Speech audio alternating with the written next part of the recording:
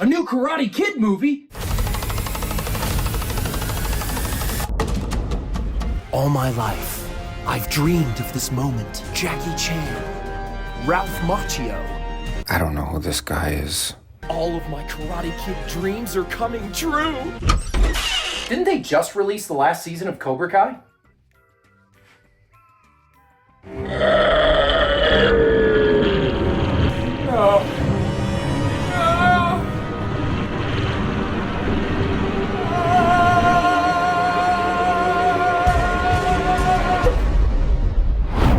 Oh, wait.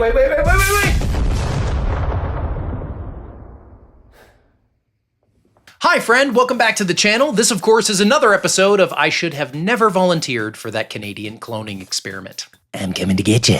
With Hollywood being so obsessed with prequels, sequels, NyQuil, crack cocaine, it got me thinking. Just about every famous movie franchise has some kind of rip-off idiocy that can only be described as dumb. Movies like Mac and Me, Ratatouille, The Little Panda Fighter, What's Up, Balloon to the Rescue, Little Bee, Bug Bites, An Ant's Life, Plan B. Yeah, we're not gonna touch that one. Interstellar, which has a 6.8 out of 10, so that...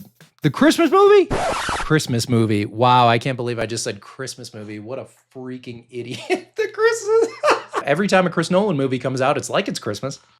Star Wars 2, The Last Jedi? Jihai? Why are all these movies so short? Like, oh, I freaking slapped a microphone. Sunday School Musical, Snake Out of Compton, and Anatar, which IMDb describes, and I quote, alien ducks seek new home after destroying planet, arrive on Pandoro, harmonious world, navigate strange environment, experience love, conflict, cultural clashes. Simple plot summary, without opinions or introductory phrase. No, I'm not making that up. And that's where we pick up today. The Martial Arts Kid, released in 2015, directed by Michael Baumgarten, producer and director of such classic films as Smitty, Paying Mr. McGetty, and who could forget the instant hit, Hollywood Laundromat. This movie stars Don the Dragon Wilson, and yes, if you're wondering, he is in fact a real dragon. Cynthia Rothrock and the girl from Heroes and Scream 4's little brother Jansen. I've been stalling long enough, so let's dive in. I pointed over here because that's where my TV is, but you guys can't see that, so well, sorry. Let's do it! Whoa!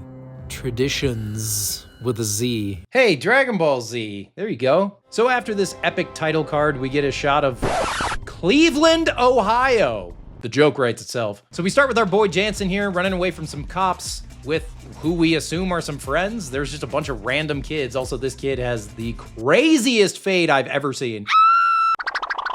Okay, why does he run like SpongeBob? Look at him running. He literally runs like SpongeBob about to go to the Krusty Krab. I'm ready. Can we just go back to that cop just throwing a perp on the ground and then running away from him? Oh, I threw you on the ground, now you can't get away. Is this police protocol? So Jansen meets up with his buddy who, I don't know, whatever that hairstyle is, and a cop is hiding and waiting for them behind a tree. They both look at each other, and then the cop comes out from the tree. Like, it's not, I don't know, whatever. It's a cheap movie, it doesn't matter. But it does matter, because I paid money for this movie. Just kidding, I'm watching it for free with ads. And you can too. Here we go again, Robbie. You said you would stay out of trouble. And you said you'd keep the camera focused. It's not that bad, Grandma. I mean, getting tackled by the police and then getting arrested is just, you know... I can't take anymore. If this movie really is supposed to be a ripoff of The Karate Kid, why is Jansen the bad kid, right? Because I'm pretty sure, now it's been a long time since I saw The Karate Kid, but isn't Daniel LaRusso like just the new kid who's kind of nice to everybody and like he gets picked on by Johnny Lawrence? Cobra Kai would tell you that Johnny Lawrence was actually the good guy that got screwed over. It's a whole thing. But in this movie, it appears that our main character is playing both the Johnny Lawrence character and the Daniel LaRusso character. So we'll see how that turns out. I just want these extras like around me whenever I do something stupid, like I drop a plate of food or something and then they're just like looking.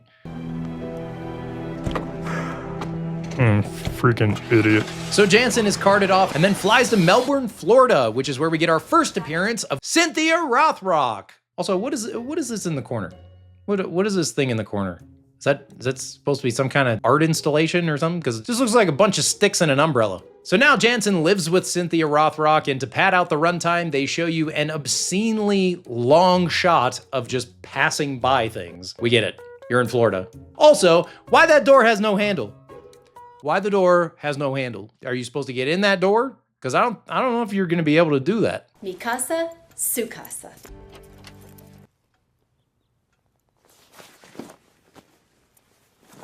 Cynthia Rothrock, I guess, is Jansen Panettiere's aunt? So now we're introduced to Cynthia Rothrock's 12-year-old daughter. You may be thinking the same thing that I'm thinking. What?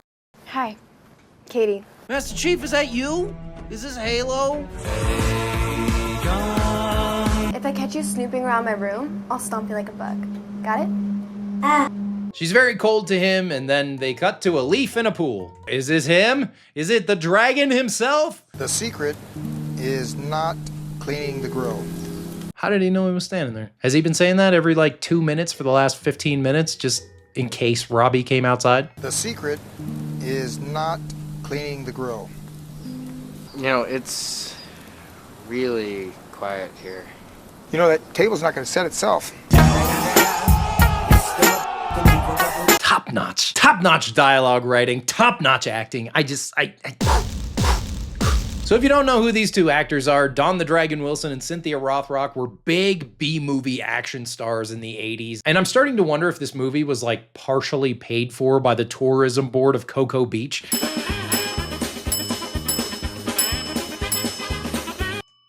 Then we get a straight up exposition dump. His father left when he was born. He witnessed his mother getting hit crossing the street and killed. What? He watched his mother get run over? That's why he doesn't have a mom? He's been traumatized. He's damaged. Holy crap. Like, what the frick? This is supposed to be a little, like, family movie. This is copying the Karate Kid. There's nothing karate or kid so far. And also, he shut the door, which should make the sound less, but it doesn't actually do that because the audience has to hear the story. So he so they can still hear it. Put him on a positive path. I think we'll change his whole life around. Cool. Way too much lip quivering. Like, the quivering, I am extremely uncomfortable by the amount of quivering. He can't sleep, so he goes out to find Don the Dragon Wilson sleeping on a chair watching a video of himself teaching someone to balance a CD on their nose. So Robbie does what all people that can't sleep do: go to the convenience store, discount food and beverage. Oops, sorry about that. Okay, bye. I'm under the impression that these kids are at the convenience store at like 2 a.m. Father of the year over here. But, I mean, you did give your kid a buzz cut, so. Also, does that say pro fight? What does that banner say? I think it does. Now with grape. Flawless, guys. Get some steaks. You must be underage. Got any ID? Yeah, I got ID. I mean, come on, I'm dressed like a green Freddy Krueger. You new around here? How did you tell? It's Cocoa Beach. You get to know the faces pretty quick. That a good thing? Sometimes not. Is this guy peeing? Why is that in there? Why did they do that? Couldn't he have just been in the store? He had to be charged with public urination? What the heck? So then we're introduced to Robbie's potential love interest, Rena. Nice car. It's not mine. Yeah, no kidding. I'm Robbie. Ohio Riz, as the kids say. I am so old. And her boyfriend, Bo, is our 27-year-old high school bully. Man, stop! This guy's just racking up felonies. You stay down, punk, and also, like, I want your candy. Are you okay? You better get out of here before I call the police. Everybody good with that? Somebody gonna say something, or?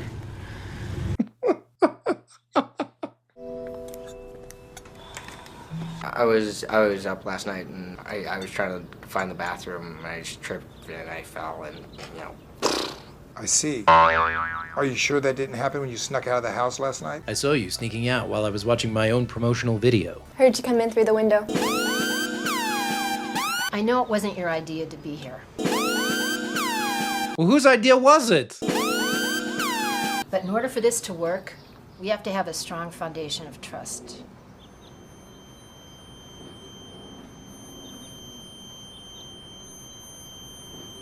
Boring. So then we cut to Robbie's first day at school, which apparently the school doesn't have a parking lot because he just parked his car right next to the entrance to the school. Also, that is so clearly a homemade shirt that says shred. Robbie is just very politely asking people where his homeroom is, and everyone is like an NPC. They just don't respond at all. If somebody just showed up at your school as a new transfer student, would you be like, hey, do you know where room 1010 is? I can't find it. 1010? I'm just looking for room 1010. Wow, my eyes are watering after that. Holy crackers. Robbie finally finds a kind teacher to show him where to go. There's a smartphone app for that. We have it here for the students who are too lazy to find their classrooms. Yeah, idiot. You should have had a smartphone app. Then Robbie has the exact reaction to this woman's words that I did, which is...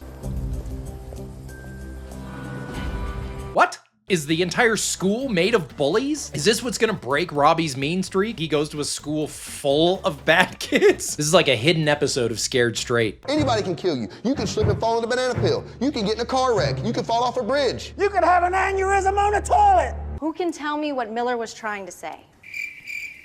Okay, so like nobody did the reading? I think it's about truth. Can you put a finer point on it? In fact, I could. Just hand me your pencil. Cut away to Bo, who I'm sure is absorbing all of the knowledge and getting everything he can out of this class. How trustworthy. You. Me too, buddy boy. Okay. Yeah, how dare you sit right in front of me where the empty seat is, you idiot. I'm not one to give relationship advice, but all I can say is find a man that looks at you the way that Bo looks at Robbie. Bo pranks Robbie by throwing him into the girls' bathroom, which like... Wait, how does he have toilet paper all over him? Didn't he just like push him in like 3 inches and then he goes out? Stay out! Kick his butt, Kimley. They shot this at a real high school with real 14-year-old kids with these 27, 28-year-old actors. That hurt as much as it looks? You see the other guy. Bro can't use his fist for a week. Yeah, I'll have to remember that. Why? Why though? Why do you have to remember that the other person can't use their fist for a week? Moving on. That's the jerk right there. That's the jerk right there. Push me into the girls' bathroom. Nice. What a perv! Lenny, a hardcore pervert, also your new best friend. If you ever say to someone pushed me into the girls' bathroom and they say, nice, that's not a good sign. Come by the cafe if you want a quick bite to eat. Yes, I made you a map. We get it, Cocoa Beach. Ah, a monster! She has to be like a real housewife of Orlando or something like that. I'm not trying to make any assumptions about anybody. I'm just saying. I can't believe my husband built me the largest home in America. And if that wasn't amazing enough, he goes and buys the Cocoa Beach Pier. So Aunt Cindy is meeting a client at her cafe that she works at to like host a party. You'll have about 2,000 people? 2,000 people! This place, whatever this cafe is not gonna hold 2,000 people. I'm so sorry. Maximum occupancy, 58 people. Welcome to my little slice of heaven. Please. So I want you to have a cell phone, in case of emergency calls or if you just want to call and say hi. Wow, somebody said we should get Cynthia Rothrock in our movie. She's excellent and she's a martial artist and also she reads every line like she took way too many edibles. So the least threatening man in the world comes up to Robbie and he says, I hear you're new here. And we all in Cocoa Beach have a ritual where we pull out switchblades on them and try to stab them. But Cynthia Rothrock is there to the rescue. Yeah, kick his butt. Hey Cindy, what's the story with this guy? With this guy? What do you mean, this guy? Like this happens all the time? Welcome to my little slice of heaven. Then we go into a martial arts montage, which is one of my favorite things in this movie.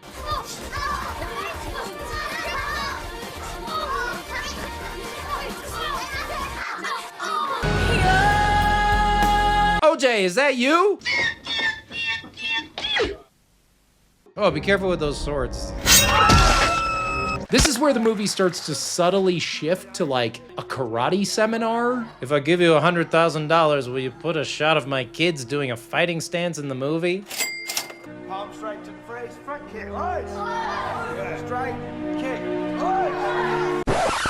Who's that guy? I mean, I know Don the Dragon Wilson and Cynthia Rothrock are both in those photos, but who was that other guy? Can we just look at these two shots that are almost back to back? They could not find enough photos of famous 80s action star Don the Dragon Wilson, so they had to use the same photo twice, but they photoshopped him out of it and then put him on a white background instead of a blue background. 5 seconds later, they show a grown man training with these little kids. What are you doing, man? What is this movie? Frick! I'm Julia. I've never seen you here before.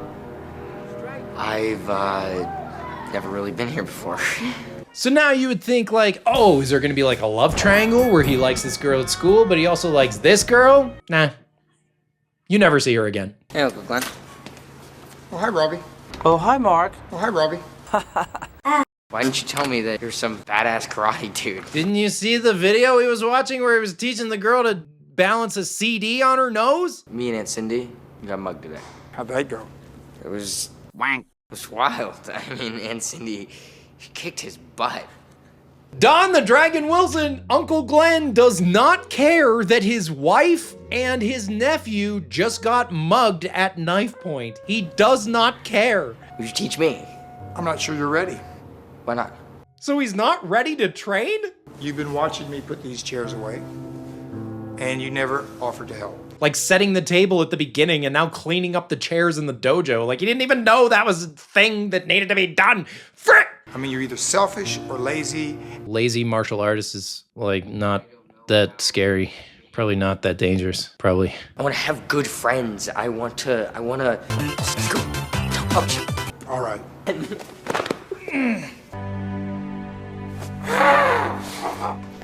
That had to be unscripted because that is the cringest thing I've ever seen in my entire life. Start training tomorrow. That's great. Uh-oh. Time for the pain.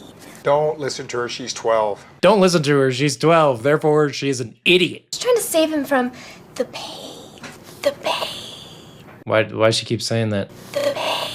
Ah! So now we watch Robbie attending his first martial arts class and being instructed by Grandmaster Glenn. And this is where I think they just told Don the Dragon Wilson, like, hey, just teach him how to punch or something. Don't worry about it, I don't care. Master Pete Sugarfoot Cunningham, former world kickboxing champion. He's gonna teach you some lessons. Do you see what I'm talking about? He just keeps introducing people that have to just like be his friends. Now here's Pete Sugarfoot Cunningham, Cocoa Beach. There's all kinds of dessert related names in this movie, I don't know. Better get you some wheels. Uncle Glenn. Wow.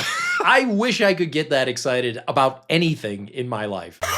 But then Uncle Glenn does the old switcheroo and this happens. The entrance is over here. Uncle Glenn. I told you I want my money. Oh. No refunds? So then this huge guy is confronting the bike shop owner. This guy's official name in this movie is Scam Artist. How did this giant man get this little girl's bike? That's the movie I want to watch. Oh! Because like every martial arts movie, every street thug knows karate. Oh! Wait, why did he do that? That's what I'm talking about. I'm gonna get my money back, punks. Don't come back here again, or I might randomly be here and kick you in the face again. Are you alright, Dad? It just so happens that Reno works at the bike shop too. I want you to give him the hero discount. Hero. Okay. Does this happen all the time? What's that percentage? 15%? Well, who's it for? That'd be me.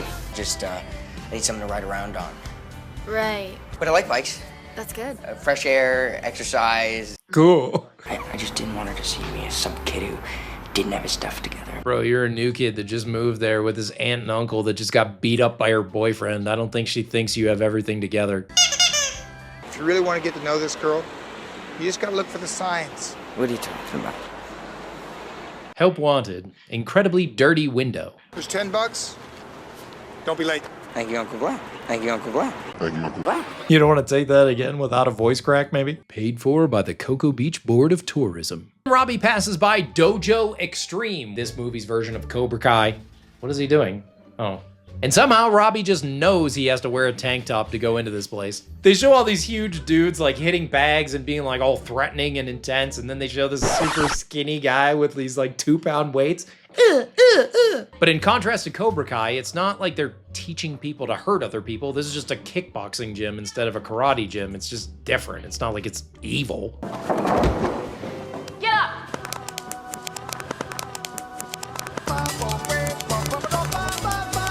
So then we're introduced to Laurent Kane, who is this movie's Sensei Kreese. There's not really a whole lot about him that I would say is evil. Sensei Kreese was extremely manipulative and a jerk, but this guy is just like, hey, you got beat up, I'm glad you're here. If you want to learn how to take down a man, command him to see your will, this might be the place for you. Can you imagine me at like Jamba Juice? Can I help you, sir? Yes, I would like a large green smoothie. Okay, is that the correct size? Of course.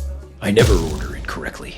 And if you mess up my order, I will take down a man and make him see my will. Also, they just decided to shoot this whole scene with a lens that's dirty. And I'm pretty sure that that guy's necklace is made out of a white twist tie. So then Bo gets mad because he sees a kid that vaguely looks like Robbie from behind. Hey, nice bike. I'm on my way to the zoo. I volunteer there. Okay. Why did he have that response? Isn't that kind of cool that she like works at a zoo? That's kind of cool, right? Whoa! That giraffe was so close it blew her hair back. Now get in the cage with the cheetah. So they went from the zoo to this like houseboat? Whose boat is this? How did they get on there? Did they charter this? You think he still has these pictures on his phone? I bet you he does. I bet you he still has those pictures. Authorities took the report of a missing child seriously and jumped into action. Cut back to Robbie in school. What were you doing at Dojo Extreme? Maybe all those shots to the head finally taking their toll. Break you in half, punk. That went from 1 to 100 extremely quickly. Saw him standing outside the Gas and Go eating yogurt. So there's no way it could have been him at your gym. Girlfriend see boy I hate it same time I see him? Don't know what to do. I believe her, I guess. Yeah, bro, you almost got beat up by a 27-year-old man.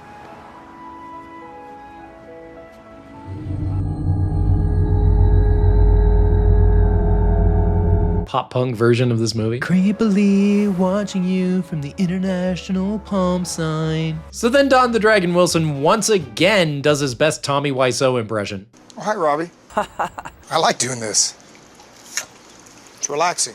Yeah, I wish we could see it without that big fence in the way. Before I had the school, the Quoon. I'm totally with you. I had a Quoon once. Very painful. Had to get a salve from the doctor. We used to work for the government. NASA. We trained astronauts. Space Ninjas? Space Ninjas. There you go. That's a movie I would watch. Maybe not.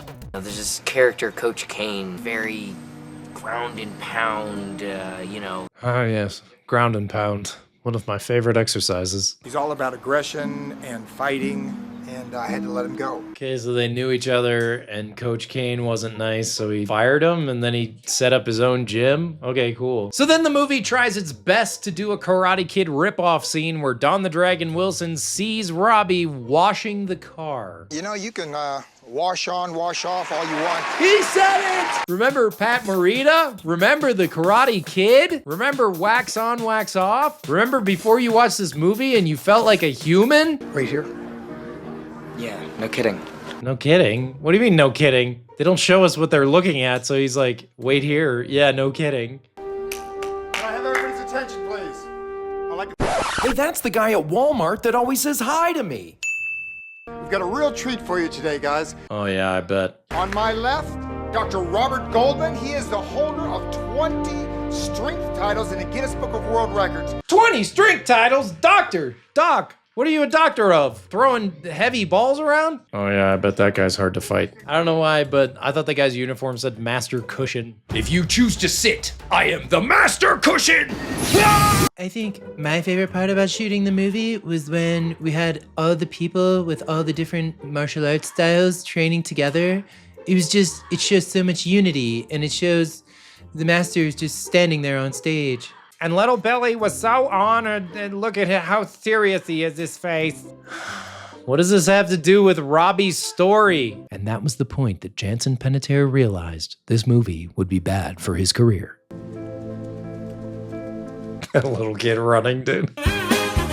Congratulations. I've never seen someone get their yellow belt in one day. They have a trampoline in their dojo, I guess. I mean, in their kun. Also, there's just a can of WD-40 sitting there. I mean, you can't have a squeaky bike. Hi, the job's still open. I'd really like to work here. And that way you step inside and quit staring at my daughter from across the street. So he saw him stalking his daughter and still lets him work there? Father of the year over here. Your boyfriend's really not gonna be happy I'm working here. Oh, speaking of my boyfriend, he's right here. Then we just have a random conflict so Cynthia Rothrock can beat people up next to her restaurant again. Beaches for locals only. I am a local. Leave him alone. Oh, it looks like your mommy showed up. Maybe it's like a rite of passage for people that live in Cocoa Beach. You have to go and fight Cynthia Rothrock, and that's how you become a man. Everybody there is a dangerous martial artist psychopath. Ooh, what happened? Turf battle. Surf version. Yeah, but actually what happened, because you're holding your ribs and all that guy did was push you down. Then we get this heartwarming scene of Robbie quoting Lord Byron. Lord Byron. Listen to this. That came out a little louder than I had expected. Which ironically is the same thing that I say when my girlfriend is at my house and I have bad gas. So then after Rena rejects him, this beautiful woman walks into the store and Robbie's just helping her find a bike. She has no right to be mad or jealous or anything of him. Some lady walked in the store and he's helping her. Like, you should have helped her. I'm your host, Jeff Rector. Welcome to my Halloween party. Oh, wow. It's just Halloween. So then I guess Bo and Rena break up or whatever, even though literally 10 seconds earlier she was saying that he was a sweetie and they weren't that different. Bo is a real sweetie. Go have fun. He sits down dressed as a coroner. He must have got it at the corner store. You suck! So then Robbie makes her feel better. She's real sad. She broke up with Bo, but Bo doesn't care. Oh, no. Are you babysitting? I mean, she wouldn't call it babysitting. Baby what? I'm sorry, I don't mean to make fun of his speech impediment, but like, maybe don't say the word sitting. Call it baby. Okay, once again, very bold choice. Somebody found out that Cynthia Rothrock knows how to do belly dancing, so they're like, yeah, you can have a belly dancing scene. I'll do your stupid movie, but you have to let me belly dance in this scene while some weirdo from Comic-Con watches me. This movie is already too long. Why do they just keep having scenes? Well, Karate Kid isn't real martial arts, and also the fighting kind of sucks in that movie if you go back and watch it. So I want to make a movie where the martial arts is real. Hi? Hi? Hi. Hi? Hi? Hi? Hi. I was wondering if you were working tomorrow. I was also wondering if you would be willing to dress up like a tangerine with me. I just broke up with Bo. Isn't that what she just did in the previous scene she was in? It's my birthday. It's your birthday? That's a great question. Happy birthday. It's, Baudelaire. It kicks Lord Byron's ass. Well, if I ever see Lord Byron, I'll tell him you said that. Lady, you're not gonna see Lord Byron, he's dead. I'll let you in. Your uncle did. Nope! Skip! We are not gonna do this scene. Class, we've been working on a lot of different things, a lot of different ideas about fighting. We're gonna now combine them all. All of them? You're gonna combine every idea about fighting ever? Holy crap, that's gonna be a long lesson. What is this class that there's like white belts and black belts and blue belts and brown belts and periwinkle belts? I don't even know what's going on here. Inclusivity and all that. Hey bro, I knew it was you. You do have a blue tank top because no one else, including me, could own a blue tank top. Yeah, me and my dad here want to beat you up. That is a 45-year-old man that's about to beat up a child. Yo, Bo, forget this punk. Let's go get yogurt.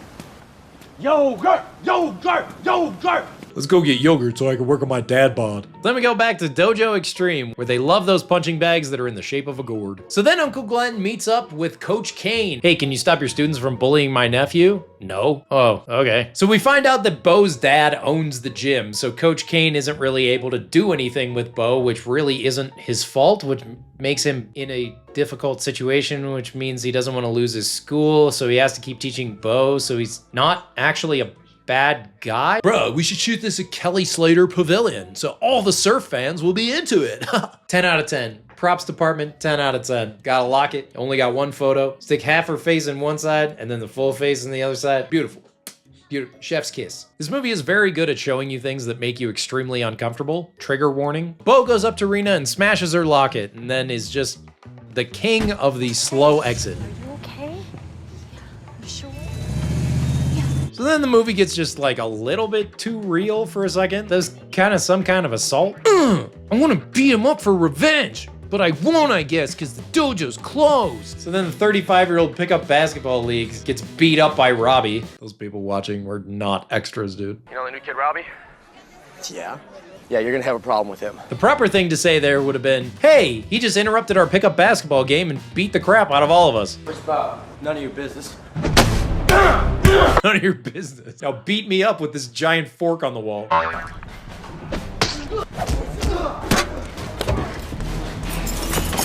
For the meatballs. For the meatballs? How about breaking the table and all the glassware? Your dojo was closed, so I decided to hunt down all your students and beat them up. It's never good to go through life alone. I'm not alone. What? Are they just gonna have like an all-out brawl? Students versus students? Like school versus school? This does not happen. Not happen in real life. At least in Karate Kid, they had like a tournament. Okay, let's settle it in the ring. And I think that's kind of what they're going for here. Robbie's gonna fight Bo in that like octagon cage thing. But there's like literal children in here. There's like, that kid standing behind Coach Kane is like 14 years old and he's gonna fight these grown men? Why is this happening? How are all these other people involved at all? Why would anyone agree to do this? I mean, Don the Dragon Wilson fighting Coach Kane makes perfect sense. Like he's his uncle and then whatever. Ah, yes, Bo does in fact have a 50-pound advantage on Robbie. What is this movie? Why is it still going? And then he just leaves. All their students are just in there fighting, just killing each other. Huge liability for both of these guys. Coach Kane needs a Big Mac, all right? Something's gotta fuel those muscles.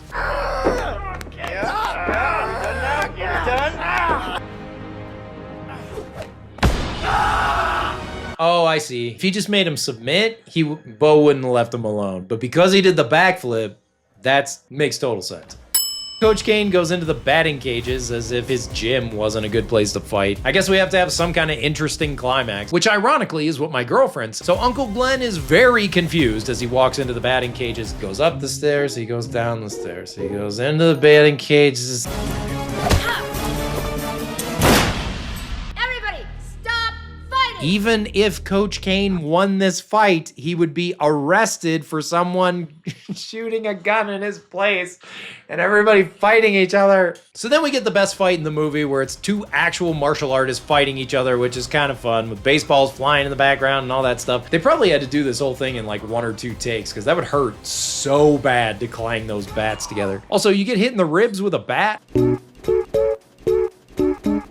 don't know if you're coming back from that. You guys can't be in here. Okay, settle it, but you got 2 minutes and then I call the cops. That's the most realistic thing in this whole movie, man. That security guard making 10 bucks an hour, whatever. I got the CCTV when the police show up. Oh! The security guard's like, yeah, I made the right choice. Guess you really are the baddest man in town. Cool. So Coach Kane gets beat up, Bo gets beat up, and then Bo's dad hints at a sequel that they never made because nobody wanted it. Nobody disrespects me in my dojo.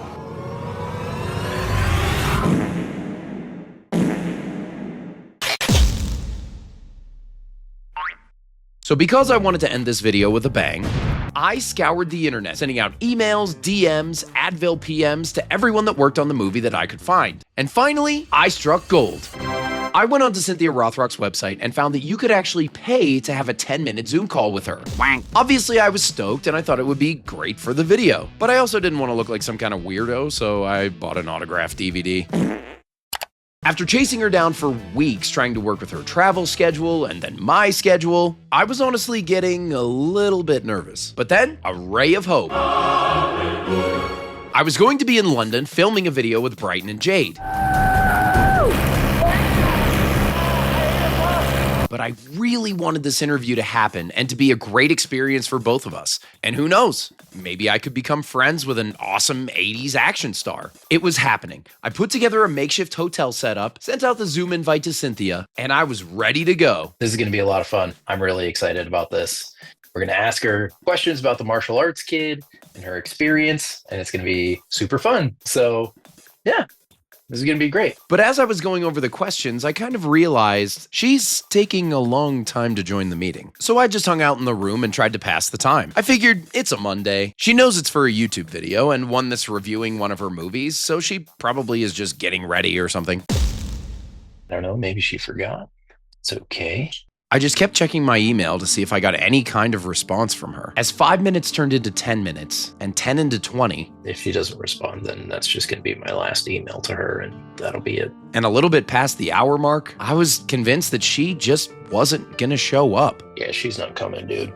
She's not coming. But there's no way. I mean, who does that? Who gets paid for a 10-minute interview and then doesn't show up when you set the date and time?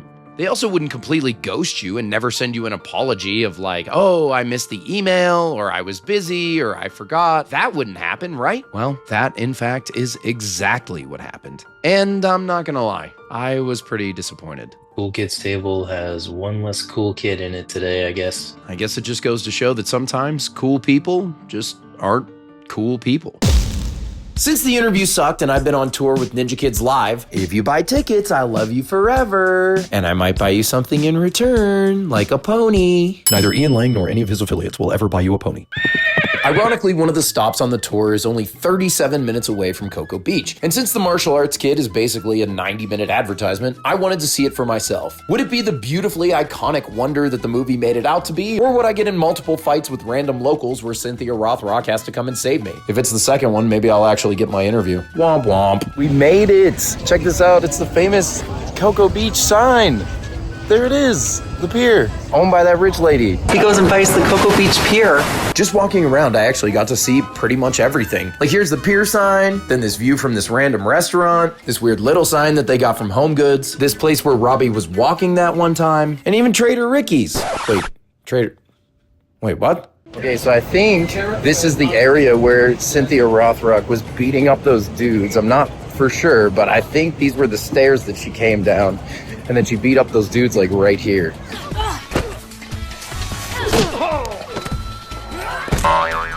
I was even gonna eat lunch where they filmed Cindy's Cafe, but kinda looked like a place where I'd get a disease, like trigonometry or something. So I just left. But it is Florida, so of course 5 minutes after I showed up, it started raining. What a magical day. Look everyone, it's Size Discount Food and Beverage. Kind of.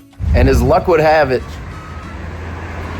I'm a little bit bummed. I kind of wanted to go into Psy or whatever they called it, Cocoa Beach Gas and Go. So now I just have to stand in the rain and look for another Uber like an idiot.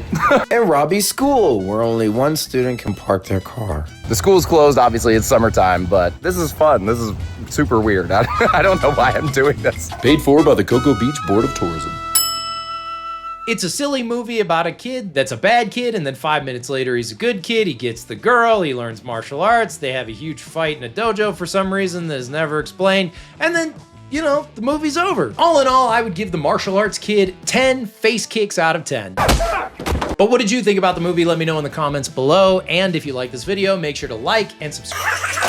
When you gain a decent following on YouTube, not that I would necessarily know anything about that, there are always going to be those that want to try to piggyback off of your success, whether that's copying your content or clipping, as they say, and just reposting on a different platform, or just straight up lying about a creator to create clickbait. Since working with Ninja Kids, and even to a lesser extent on our Red Hood channel, I've seen a ton of these videos pop up and be suggested to me everywhere, all over YouTube. Here's a great example. This channel, ZZ, their most popular video has 3.7 million views, and it says, Peyton and Ferran kiss on camera. So Ninja Kids, which is a popular channel, and Peyton is one of the most popular ninjas on that channel, and Ferran from Royalty Family is also one of the most popular characters on the Royalty Family channel. Of course, putting them together, what? There's some kind of drama? They kissed? They did something? Let's watch this video. Peyton's mum started freaking out after she caught her kissing Ferran on camera.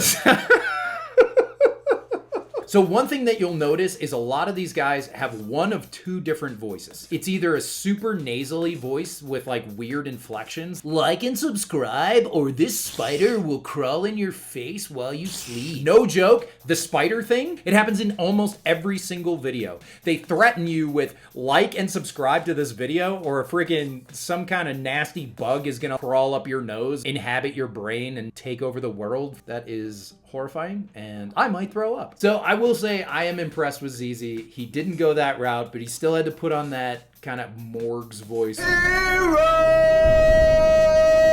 Imagine you have a voice like this and you're doing like a motivational speaking seminar. And that, my friend, is in fact how you do business the Sigma way. Wait, what? I'm sorry, what was that? I paid $69 for this talk, and all you did was stand up and say, and that's how you become a Sigma in business. The presentation was pretty great, right? You didn't even talk. You just said that one line. I know what you want. Yeah, a refund. Ah! Let's keep going. But that is not it, guys, because just before we show Peyton and Ferran kissing, we have this clip right here. Already this video is starting to go off the rails, right? We're almost a minute in, and this video has no kissing at all. All with amazingly cinematic, beautifully lit, incredibly captured, 480p Roblox. There's gonna be so much Roblox gameplay in this video, it's not even funny. So strap in. Don't say I never did nothing for you. This is another thing that all these channels do that kind of drives me crazy, is they'll have completely unrelated gameplay video over top of whatever they're talking about. And it doesn't matter what channel it is or who is speaking, every single time, bro. It drives me crazy because it's like, if you have evidence, bro, I want to see it, dude. Just before we show Peyton and Ferran kissing on camera, we actually have this clip where Peyton and Nadal nearly kiss on camera in this clip because they started flirting with each other. So now we introduce another kid influencer, Nadal Wonder, who famously is like crushing with Salish Matter. These are all channels that are just family friendly. They try to promote mostly positive messages. Essentially what's happening is these YouTubers saying that this person likes this person and this person is dying and this person stuck a hamster up their butthole and now they have to get surgery, right? Like, it's horrific, but it's something that gets views, I guess. You know, flirting with every girl he sees. Little behind the scenes. All of this stuff was happening because I actually invited the Rock Squad and Nidal out for a music video shoot. We did a music video for Ninja Kids TV called Not Giving Up. It was a song that I worked with the incredibly talented Brooke Butler on. It was a lot of fun. And if you want to check that video out, the link will be in the description so you can check that out after this video. None of this has any context with Peyton kissing Ferran. I don't know where this is or why this exists. Shea Jacobs. Oh, dude, yes! Okay, this is actually kind of a great segue. So he then references another channel, which I'm going to talk about a little later in this video, Shia Jacobs, who says that he's constantly catching celebrities on his drone. And yes, if you were wondering, that was more air quotes than I have ever done in my entire life. But let's keep going through this video. They literally kissed on camera. They literally kissed on camera. I'm not saying I want to see two 13-year-olds kiss by any means, but if the video ends up not being clickbait, I'm gonna look real dumb. Ferran is wearing a blue coat and a blue helmet. I got that info from my Hacker Bobby. Thank goodness for Hacker Bobby. Oh my god, guys, that's literally them walking. Are they dating or something? If this little girl is supposed to be the same little girl from earlier in this video, she's supposed to be blonde. This little girl is a brunette. That girl is definitely not the girl that we saw earlier in the video. So right now, he's just catching them hanging out. Since he flew his drone for so long and I'm stupid baby, I don't remember anything. Thank you, ZZ, for recapping for me. Yo, they're literally trying to take my mail and they're kicking my cars. Bro, I gotta go outside right now, bro. This is insane. That's kind of hilarious. That little girl just like sidekicked that white car. She's just like, frick! I'm in my stupid brother's video. This probably is like his little siblings. He's like, just do the video. I just want you to run outside in your stupid coat and just pretend to be Peyton, okay? Yo, what are they doing? This is crazy. Why did his voice just get so high? They're taking my mail. No, they're taking my Pokemon cards. Oh my god, why is my camera not focusing? I mean, that's one way to do it, is have your camera completely out of focus. This is crazy. But if you've watched... Okay, so this example has two of these ridiculous channels in one video, which is kind of funny. But this, as you can see, and thankfully, because I don't want to get demonetized, there is no kissing kids in this video, which is great. It's also not good because this is just straight up clickbait. That one that we just watched is the most popular video on this channel at 3.7 million views. The big question is, why do these channels do this? Why do they lie about kid creators for no reason? Like this one, meeting Ninja Kids TV in real life, very rude. And it's Paxton from the Ninja Kids saying, off. I love it. This thumbnail, hilarious. Totally never happened. Pete and Delu fight on camera. Heck yes, dude. So it's pretty safe to say that this channel does not tell the truth about things. Most emotional Ninja Kids TV mode. Crying after what happened to Ashton. What happened to him? Kid misses a trick. The whole audience says, oh, you suck. But see, perfect example. Look at what is playing over top of the narration. Conehead Roblox jumping game. I'm pretty sure that's the game's actual name. Roblox Conehead jumping obstacle course game thing. Roblox TM. This fan was so excited to meet. Oh my goodness, this clip. This little girl comes up to the kids when they're running to do something else, and they don't say hi to the little girl, except they do. All of these channels have made several videos about this saying, oh, these kids are evil. They're terrible to their fans. Blah. Did she get upset? Because she doesn't look very upset. In this next clip. Oh, another Shia Jacobs crossover with ZZ. So even being the smooth brain, pre-evolved man that I am, I see some really serious implications with this. Not just like lying about YouTubers, but how many little kids are excited about this content and then watch it and think that their favorite YouTubers are horrible people. Let's look at another channel real quick. It's called It's Owen, Owenito. This is the guy that didn't start necessarily, but perfected the voice and the spider intro. I hate spiders, which means that I hate this content more than anything else. But so many of these videos start like this. I don't know. I don't even know how to describe it to you. Mr. Beast forgot to stop recording. Very rude. Like and subscribe right now, or this spider will crawl on your face while sleeping. Why? Why do so many videos start out like this? Could you imagine you're in a real life scenario, right? Like ordering through a drive-thru, and then you just like jump scare the person into doing what you want for no reason?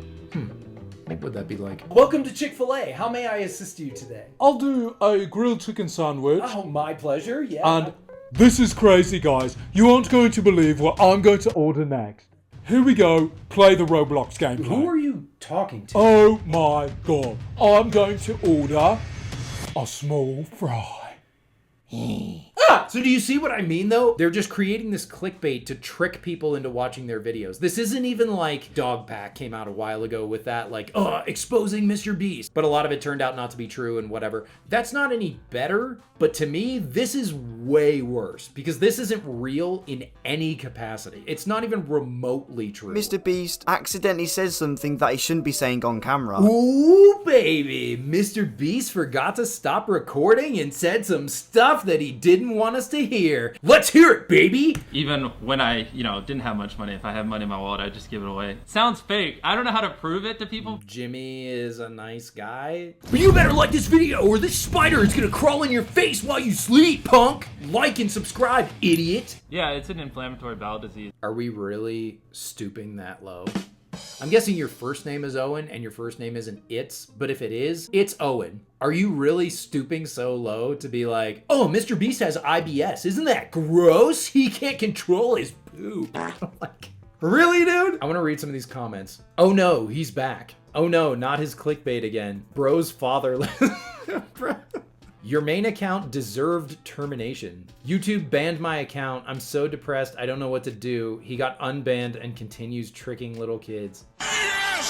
This video was funny, but is it real? No, of course it's not real. So I do have some hope because everyone else seems to be seeing what I'm seeing when it comes to these videos. When I was going to do this video, this channel was the original like Owenito, whatever, and it was huge. It probably had almost 1 million subscribers. And there was a different voice attached to it that was like and subscribe or this spider is going to eat your mom. Now this guy was getting hundreds of thousands of views on these types of videos, but I am glad to see that this channel got flagged, got taken down. Now it's just dying, and that's good. Ninja Kids TV went on this roller coaster and it did not end well for Paxton.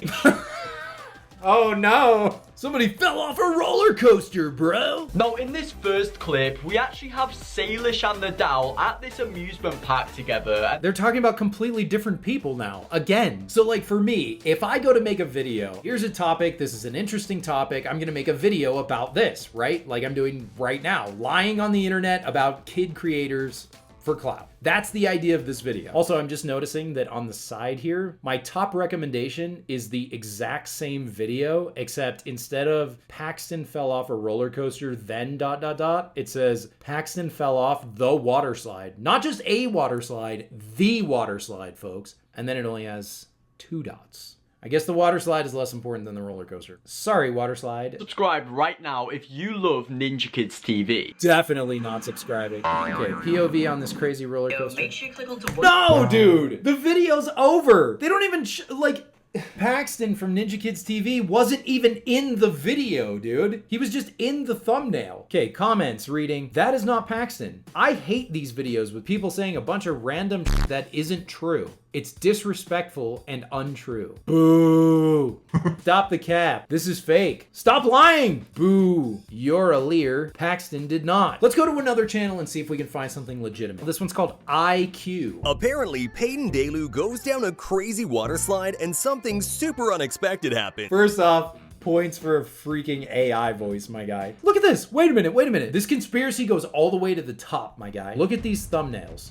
Now look at the thumbnails from ZZ. They're the exact same thumbnails. Look at this one. It's Peyton here, and then Ashton's head is on like a casket. Go to IQ's channel. Look at this. IQ. This is a totally different channel, dude. 3 months ago. Most emotional Ninja Kids TV moments. And then they redid that thumbnail multiple times with a bunch of different creators. Jordan Matter dead. The guy from Royalty Family's dead. All these people are freaking dead. It's a conspiracy. It's like Nikocado Avocado. Straight up.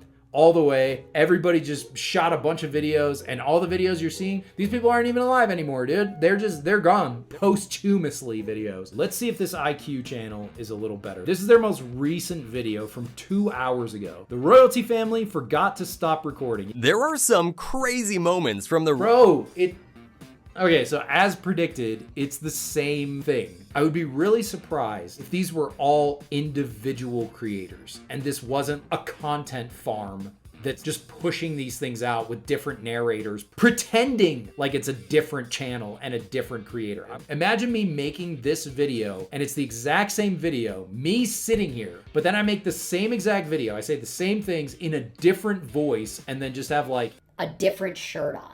What entertainment is that, dude? And this IQ is huge, dude. They have almost 1 million subscribers. What the heck? I can't even get a silver play button on the Red Hood channel, let alone this moron is gonna get a golden play button for lying about people. Really, YouTube? In this video, we'll be counting down some of the craziest moments from Royalty Family videos. I actually really like this guy's voice. He reminds me of the voice from the animated Spider-Man. Nice to see you too, Picklepuss. That Peter Parker voice.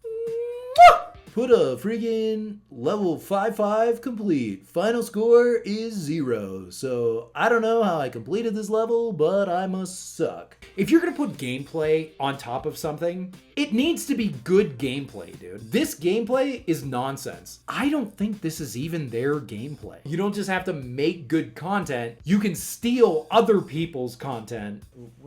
Oh, that's like a huge, like... Whoa. It's the light of heaven, because we're doing the Lord's work. In this clip, we have a YouTuber named Shia Jacobs who apparently... I feel like Shia Jacobs at this point is like the final boss of this video. Like, he's just gonna keep showing up until we actually watch his videos. He's like pre-Infinity War Thanos, if you guys are into the MCU at all. You see him seated in like secret scenes and stuff every so often, and then the final boss shows up. Who apparently spies on Ferran and records him with a girl. Is this the same video, dude? Okay, please. Yes! Oh my god, dude! That's why I'm telling you, I feel like these are all just coming from some giant content farm where they hire these voice actors off of Fiverr, and then they're like, Ferran forgot to stop recording, and he made out with every girl on YouTube. Whoa! So we've got 2 more channels that I want to look at, including the final boss himself, Shia Jacobs. But this next channel is a perfect encapsulation of everything that we've been talking about. He's got lies, he's got fake clip. He's got freaking spiders. This is the guy that is like the archetype for these types of videos. His name is King Garo. 7 YouTubers that got sent to jail. Straight to jail. This police officer came to arrest Brighton Myler, and you are not gonna believe why. So right away, you're gonna notice something, right? ZZ! Brighton Myler got sent to jail after what he did in this video. You hear that voice? This police officer came to arrest Brighton Myler, and you are not gonna believe why. Brighton Myler got sent to jail after what he did in this video. I am not faking this. I am not playing the same clip. That was the same line said by the same guy on 2 different channels and 2 completely different videos. I'm telling you, nobody's talking about this. This is crazy, dude. This is straight up a content farm that just lies about kids. What the? In this first clip, we have I Show Speed. Now, he ended up getting swatted.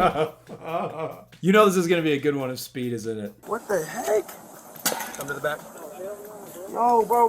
Hey. Hold on, I'll tell you what. Hey, what's going on? Hey, what you gonna talk? Maybe he can get Ronaldo to bail him out. So this is what they advertised at the beginning of the video, was Ninja Kids getting sent to jail. Let's see. My dad just saw the truck and he's coming down as I can. I have to warn Brighton. I'm not gonna ruin this whole thing for you. Nothing was illegal and nobody got in trouble for this. Look, these are the same thumbnails on King Garo again. Salish Matters having a baby. Oh no. Also, the Photoshop is like so weird on this. Jordan Matter is having a baby, and apparently Jordan Matter has a Ninja Kids shirt on? What? Here's another one. This is called Adventure. YouTubers always have fun while filming their videos.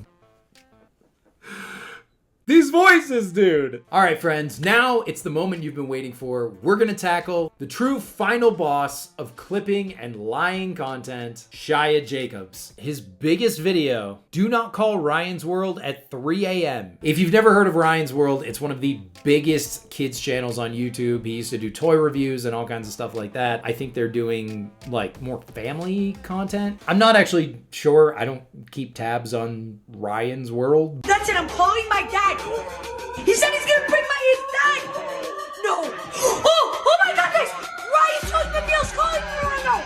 I'll come to your house. Oh my God, guys. It's Ryan. Oh my God, Ryan's in the house. Oh my God. I don't think I've ever had that much energy in my entire life. Yo, what's going on, guys? Yo, I'll tell you what I want. So tell me what you want, what you really want. I'll be calling Ryan's World. If you guys don't know him, he's a kid and he almost has like 30 million subscribers. That grind mode shirt though. I'm 12 and I'm on the grind. And if this video gets 3,000 likes, I'll expose my hacker's number and you guys can text it. Well, I hope he did it because this video got 160,000 likes.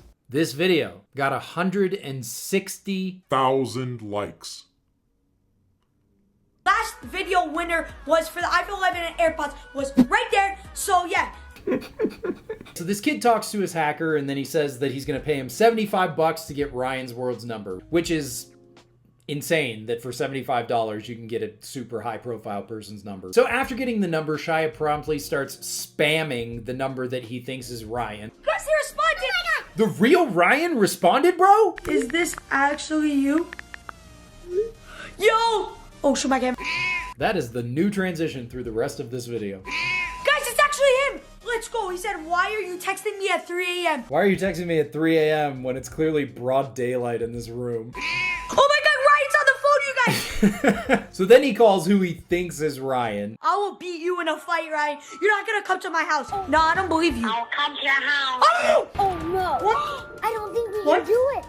Yo, Ryan, don't come to my house. There's also someone on the phone? Who's talking right now? Like, is Ryan talking through the phone, but also on a voiceover? Like, what is this? Oh my God, guys, I'm freaking out. Oh my God, my dad's gonna wake up right now. He's gonna get so upset. Oh no, my dad's gonna wake up because it's 3 in the afternoon. I mean, 3 a.m. And then, trigger warning for anybody who's jumpy or nervous, we get to see the actual, the true, the icon himself, Ryan from Ryan's World in Shia's house. I kid you not. Oh, Ryan! Ryan!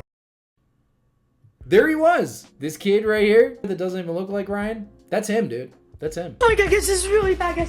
What? is really bad, guys. It's so bad, I had to... And after an abrupt yet necessary wardrobe change mid-chase scene, Shia is ready to confront Ryan. He said, delete my number now. Okay, I'll delete it. So the video basically just ends right there. He really met Ryan. I mean, I don't see any problems here at all. Totally real. So let's look at a little more recent video from Shia and see if his content has changed or evolved or gotten any better than 3 a.m. content. Today, we're gonna be going to get the evil Blippy Happy Meal at 3 a.m. in the morning, guys. Nope. He also does things like we saw before, where he catches famous people on his drone, throws a net on them. Just drone flies over, just net. Got him. Today, we're gonna be catching Peyton, Myler, and freaking Ryan's World on my freaking drone. On your freaking drone? Whoa! Yo, Ryan's beating her up, bro. What? I love this video. This kid is like so wacky and off the wall. I love it. Yo, Ryan's going on top of the slide now. Ugh, bro. What is that pool, my guy? That pool literally is going to kick off The Last of Us. I'm pretty sure. 28 years later, more like 28 pools later. Hey, yo, what's going on, guys? Back at Boy Shine Jacobs, another freaking banger. This is what I do now. This is what I do now. I watch things. Freak crap! Today, we're gonna be catching Peyton, Myler, and freaking Ryan's World on my freaking drone. Who is this? I think that's a boy. Peyton. It's weird. You Google Peyton and whoever this person is doesn't even come up. I don't even know who that is. You work so hard on a video like this, and then did he just not watch it? Like, how do you have the wrong picture for the person you're talking about? Although, I guess when I went to Kids' Choice Awards last year, I had to pretend to be Ethan Feinschreiber. This is not me. Yeah. So he texts with Ryan, flies his drone out, can't find anybody, and then all of a sudden, you see 2 kids walk into his driveway. Ryan's beating her up, bro.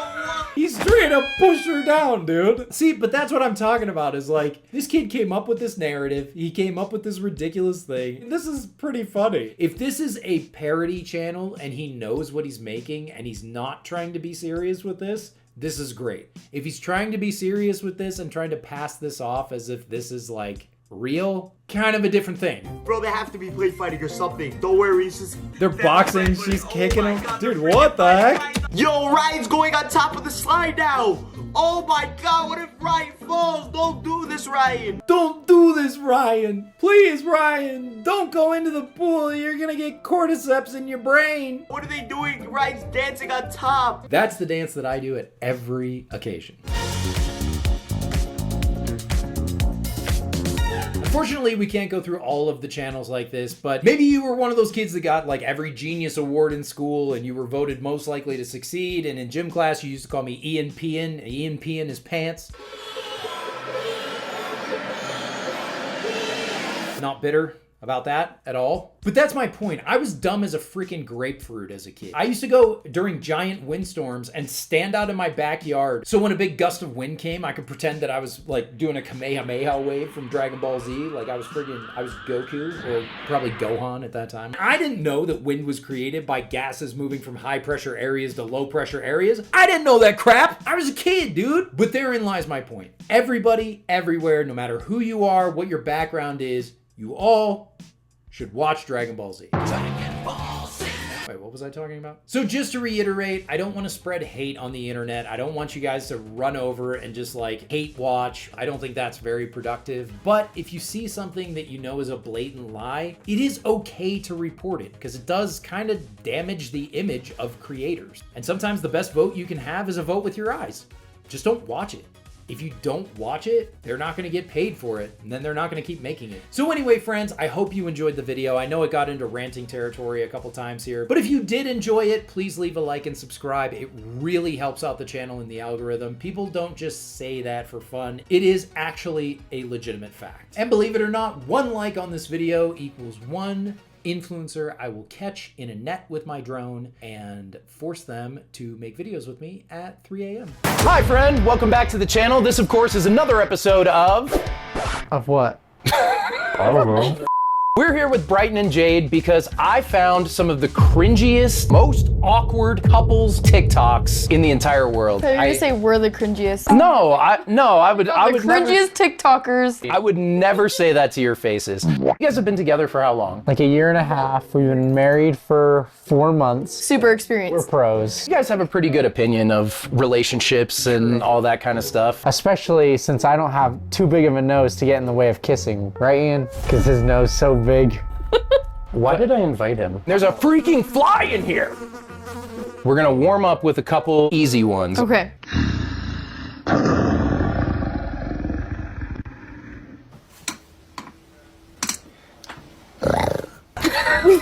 That was kind of cute. I would remake that with Jade. No, you wouldn't. We've got the height gap. I think that'd be fun. If you guys have been following the Brighton and Jade channel, they have been making some of these types of shorts. Not like that. I feel like I would though. I thought that was funny. Kind of scary. Jade likes to act like a dinosaur. Like a T-Rex? Yeah. Tiny arms and everything? Yeah. Can y'all stop? What do you want, narc? Take a shower. Can't. I'm pheromone maxing. It's okay. This isn't you, Daddy. I'll step down for my lady, but this won't be the last you'll see of me. I've definitely seen them before and I've sent those to Brighton. They're killing it right now on TikTok though. Maybe they're like completely normal people, but they just do that to go viral. They just add all the makeup to make themselves look crazy. No. How many views do they get compared to this channel? I think they're geniuses. But you can't smell me through the camera. I feel like I can smell them. Want to see the cringiest, most coupley thing ever? This is a classic. Love surge. And we do this when one of us has like so much love in our limbs that we can't contain it and feel like we're gonna explode. So Sean is having a love surge right now, and he's gonna wrap around me and shake with the electricity of love until I catch it too and start shaking, and then you explode with a love surge. We've never done the love surge, but trying to kill that fly. Jade has cuteness aggression, and it's kind of like that. Pick on me now. She just gets so much cuteness towards me because she thinks I'm so cute and handsome. It's true. Bear hug me and grab me and squish me and stuff. You know, like when you see a really cute puppy and you're just like, oh, you're so cute. And like rip its head off with how cute it is. I didn't say that. Not on camera. Okay.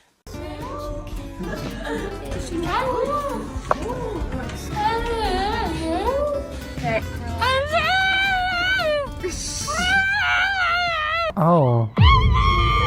Oh, she loves him. That's so cute. You guys have done wisdom teeth videos and stuff, right? Yeah. I wish I made a video of mine. Mine was insane. Bryson was super nice. He just got his tonsils out. I feel like I felt completely normal. So chill. I'm eating some potatoes. I just like can't stop looking at your nose from this angle. Like usually I look at you head on. It's just from this angle, there's nothing else I can think about. Oh, Lord have mercy. They drained me.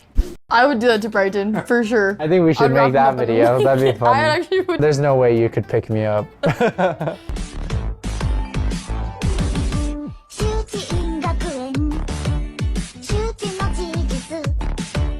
Oh. You think waifus count like an anime girlfriend? Not saying I know this from experience. You think people will marry AI bots one day? I think they will. People marry all kinds of stuff. Did you ever see like a puppet and he looks like Curtis Connor? She married this puppet. Wait, and then they had a baby. A puppet baby, dude. Oh, what? Wait a minute. That's us. How did this get in here?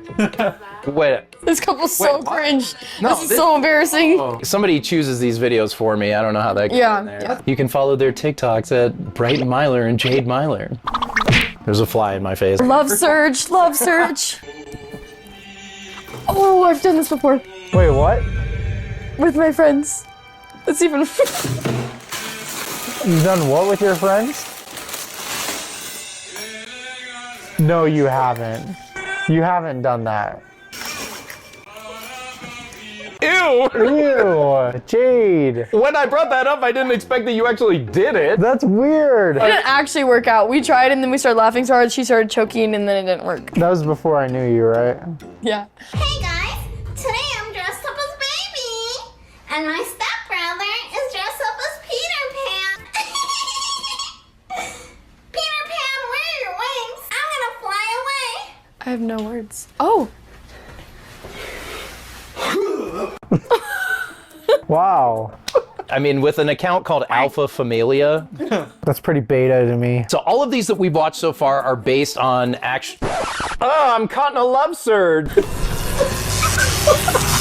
All of these TikToks that we've watched assume that you're already in a relationship. However, I found someone who is an expert at picking up girls. So Jade, I want to get your opinion if you think this would work or not if Brighton did this to you initially, because you guys have kind of a funny meeting story. We were driving down the street and we were at a stoplight and I saw her in the car next to me and I had her roll down her window and because I was waving at her and I just said she was cute and asked for her number and that's all I had to do. Easy peasy. I was really attractive. I do think he's very cute. He had to follow me for a couple stoplights, so I was a little nervous by a random guy. I left that part out on purpose. In the car, I kept looking through my rearview mirror and he was just swerving and trying to like get next to me. I was a little nervous I was gonna get kidnapped or something. So this guy's name is Alexander Iron. He has almost 12 million subscribers on YouTube, and this is the type of content that he makes. 8,000 videos?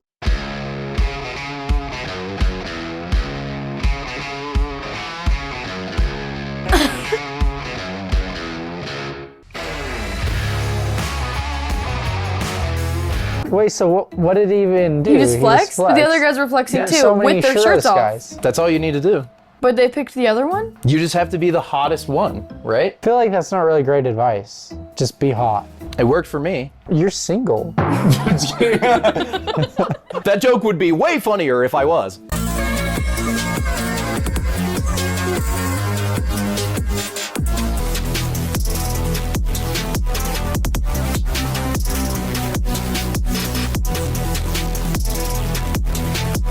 So if you see someone in an inflatable shark costume, they might be a hot girl. So you should do the Macarena. And then take your shirt off. Don't give him this advice. Why not me? Don't touch him like that.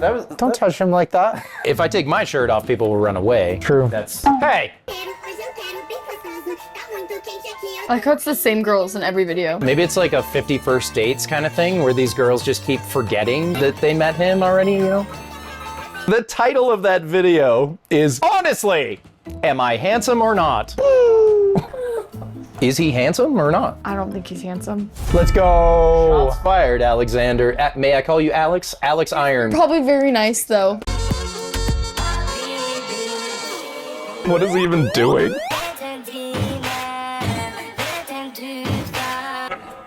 So guess how many views that short has? 20 million. This isn't even on like TikTok and stuff where it's like easy to blow up. Well, it's not easy. Well, now I want to say higher than that just cuz. I'm going to say 30 million.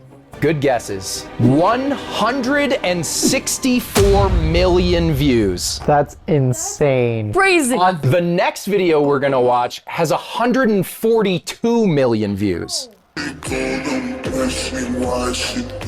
So there's just a guy, I think it's supposed to be Pennywise, not a guy in a Pennywise costume, but... What? Why did she go to Pennywise? He has a shirt off. Uh-oh. He put on his mean face.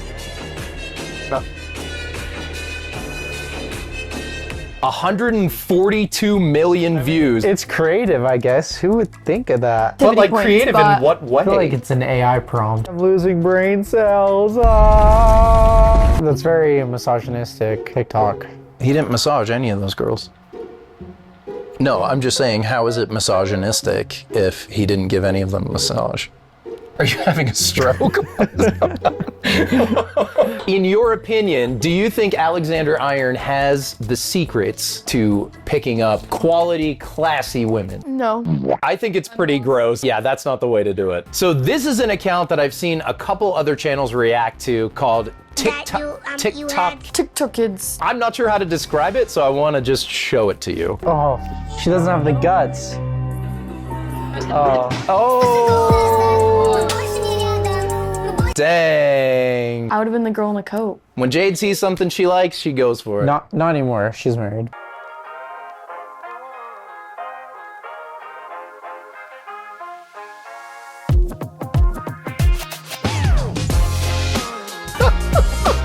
he's like, oh, thanks, lady. And she's like, nah. Don't worry about Exactly. Any guy that gets his bag stolen, What a beta. what a beta. Oh, she doesn't like the guy with the van, but then goes to a guy with an SUV? They tricked her, dude! Shut up about my nose!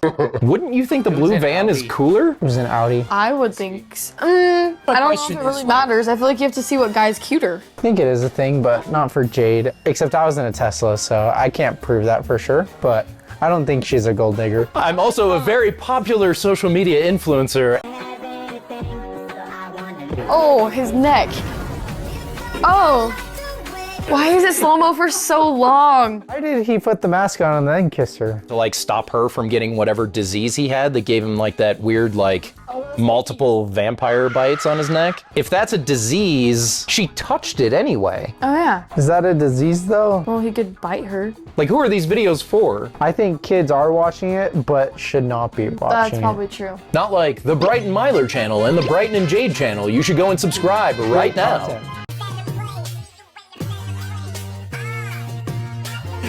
Oh, it's those couples that are...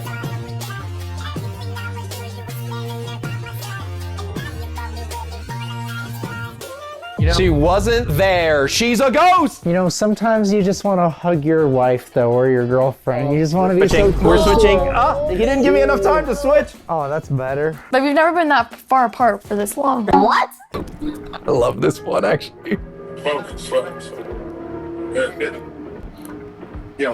Oh. Boom! That's epic. That's like my favorite one so far. That was cool. Guy rejects her, and then she walks up and straight up roundhouse kicks him in the face. Aw. Aw. Oh. I had every mixed emotion. This girl's like, what the heck? I gave you my coat. But maybe she's like, you don't need a coat. I'll hug you and give you warmth. Maybe this other girl was intending to do that, and like the coat was just like the open, you know? Oh, you want to wear my coat to this restaurant and I'll go with you, huh? You know? It's 2025. Girls can ask guys now, you know? True.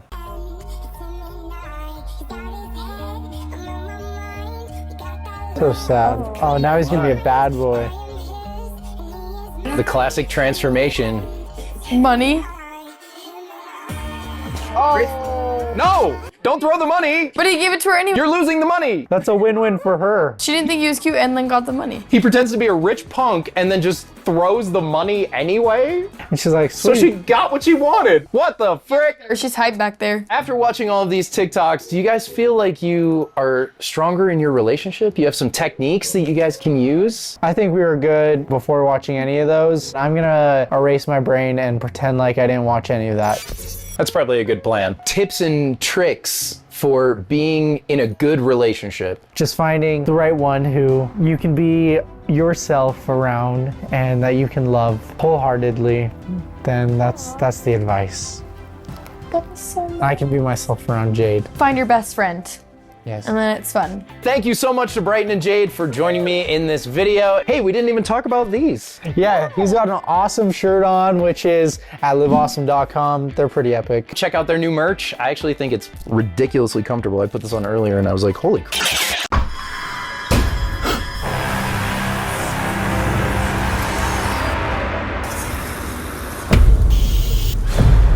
I'm just a humble man that makes videos.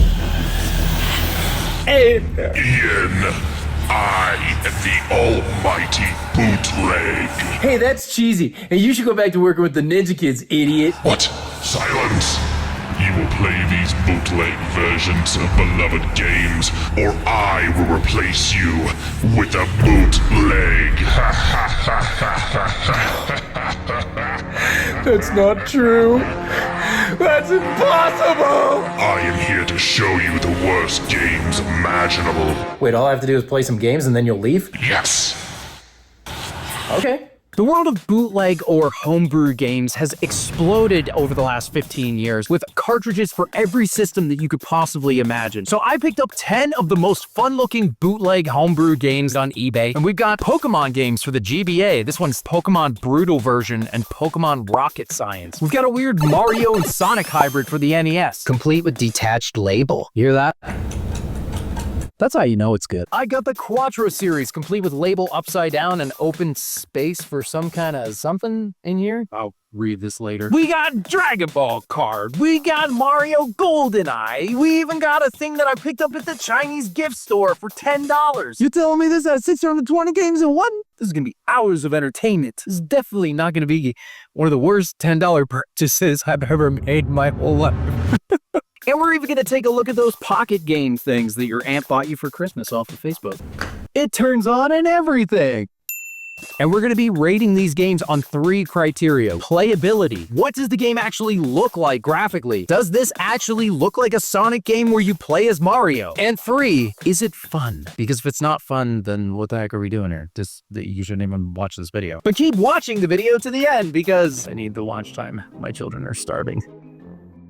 Quattro Adventure definitely came out first and was actually one of the more expensive games on this list. I picked this up from GameStop in their retro game thing. When I saw it, I had to buy it. I know it's 20 bucks, kind of a ripoff for what it is, but the labels are upside down, bro. And the label on the back is labeled upside down. Official, spelled wrong. And it says it's licensed. I don't think so, dude. We got Boomerang Kid, Super Robin Hood. Because I don't want just the regular Robin Hood. I want the Super Robin Hood. If I don't get Super Robin Hood, we're gonna have problems. So apparently in order for this game to work, you have to make sure that that switch is flipped into the right position. If option 1 doesn't work, try option 2. Thank you for insulting the intelligence of all of us. Just trying to get this.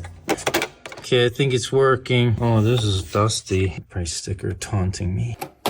All right, boys, let's add a little adventure. Booting up. Why is the screen purple? So I turned the game off, I pulled the game out, I turned the thing to slot 2. Cool. You're actually not supposed to do that. Okay, now we got a yellow screen. Put the game in upside down. It doesn't go in. And it's back to purple. Okay. Okay, so I've been trying this for almost an hour and I've kind of come to the conclusion that that looks pretty corroded and there's like dents and stuff in the top, if you can see that. I don't know if maybe I got a faulty copy or this just doesn't work. So Quattro gets a 0 in every category because it just freaking doesn't work. If you want to see someone actually review them though, I'm pretty sure Angry Video Game Nerd did a video on some of these games. You're welcome to go and check. Samari. Let's see how this is because I am actually really excited. I hope that this one is good. I've wanted to play Sonic 1 as Mario my entire life. That is literally the pinnacle of my existence, is playing Sonic as Mario. Some might call that pathetic. You might even be writing, "That's pathetic, dude," in the comments. You're right. I'm sure there's a lot of people that share in that with me, so let's try it. Hooray! Hey, this one actually works. This is a step in the right direction, man. Okay, and he's given a piece. Does that mean it's Sonic 2? What? I am Mario. Whoa, whoa. He just like disappears. So I died right away. So if you hit the jump button, you actually disappear before you jump. Extremely inconvenient. Oh, and you collect rings, just like Sonic. I thought you'd collect like coins or something. Oh my goodness, Mario keeps disappearing, bro. So every button on the controller, jumps, but you have to actually hit the buttons twice in order to jump because every time you hit a button, your character disappears. And I'm trying to figure out like what the easiest way to do this is. Can he? Oh no, he like glitches out of you. Oh, you can do the Sonic roll. This is actually so hard. That's what she said.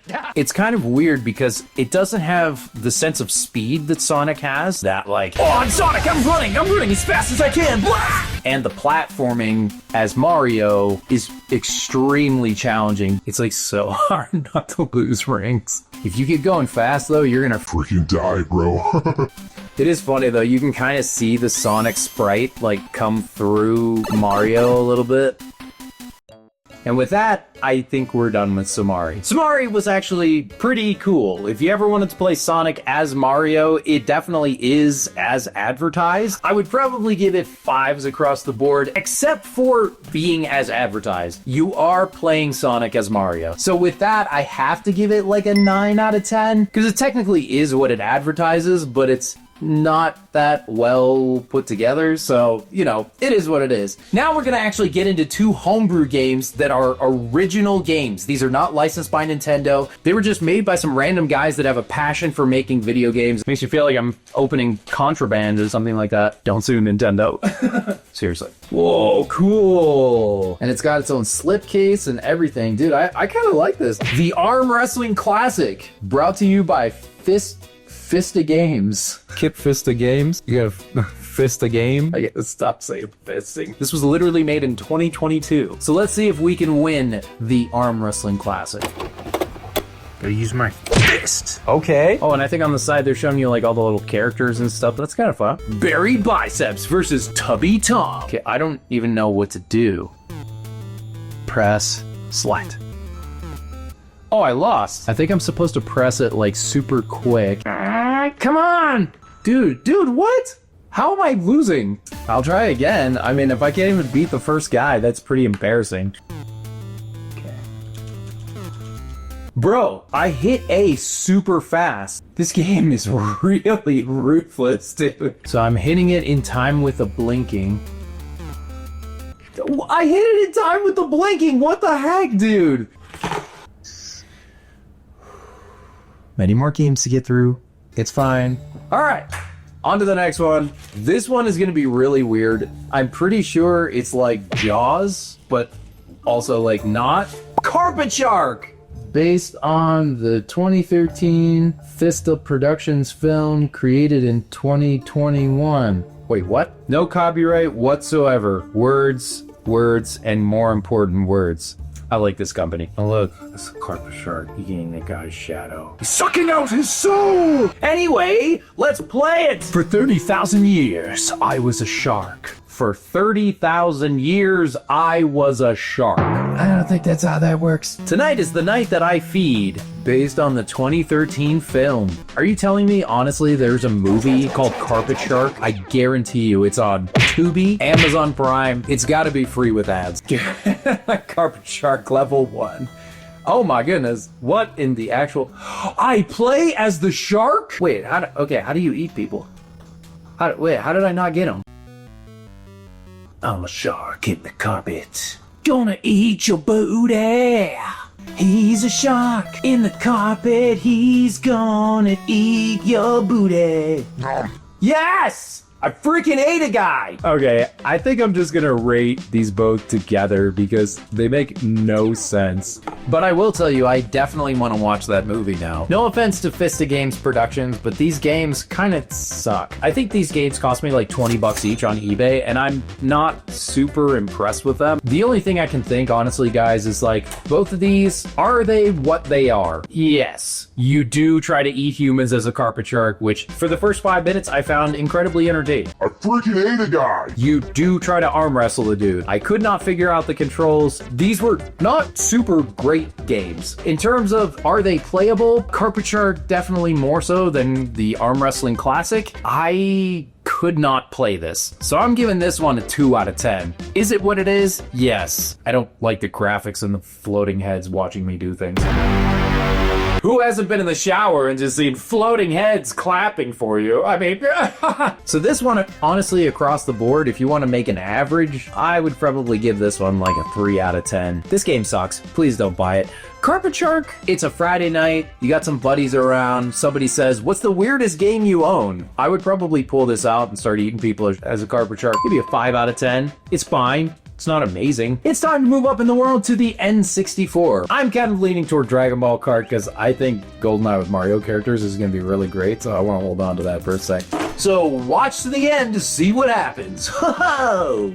I think my TV is dirty as hell. Oh, okay. Felt like my TV was dirty or something. Okay, yeah, so this is not looking super great here either. This is similar to the Quattro situation. It just doesn't want to turn on.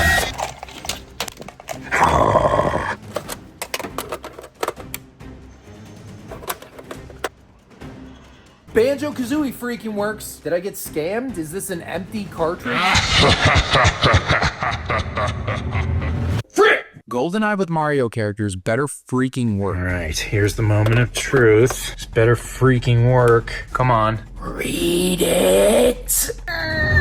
Yes! Oh! I am so happy right now. Oh no, no! I think I might have to buy another N64 just for this video. So, we're gonna play Mario GoldenEye at the end of this video, because this keeps restarting and I don't know how to get it to start. Well, that was a little bit of a bust, but that's okay. I'm going to get another N64. We are going to play those games in this video, but we don't have to wait on the GBA Pokemon games because I have this nippy little guy called a Retron. This will just straight up play Game Boy Color, and Game Boy Advance games on your TV, so this should make it possible to play these. We're gonna find out. And to start us off with our Retron adventure, we are going to play some Pokemon Rocket Science. Let's go. Okay, it's loading. Come on, baby. I know you're a bootleg, but don't do me wrong. Let's go. Yes! Okay, Pokemon Rocket Science. It's got the Game Freak logo. That's...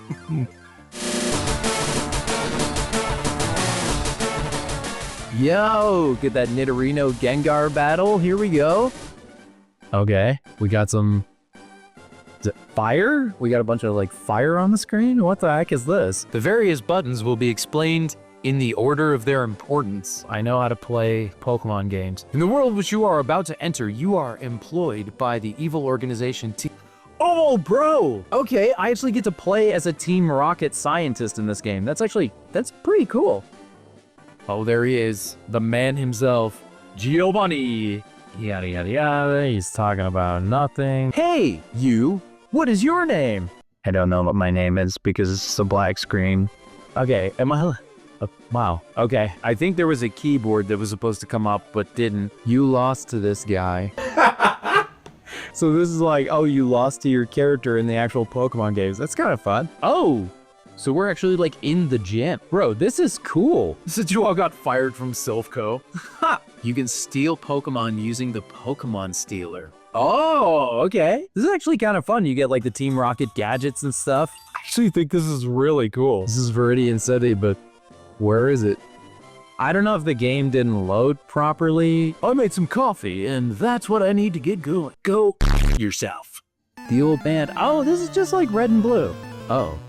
Oh dear. I don't think this loaded properly, dude. Wait, why did it restart? Oh crap, the Hyperkin machine restarted after I hit save. That's really fun. This is the best game that I have ever played. Okay, let's try this one. Pokemon Brutal version. I think this is the one where the Pokemon actually die.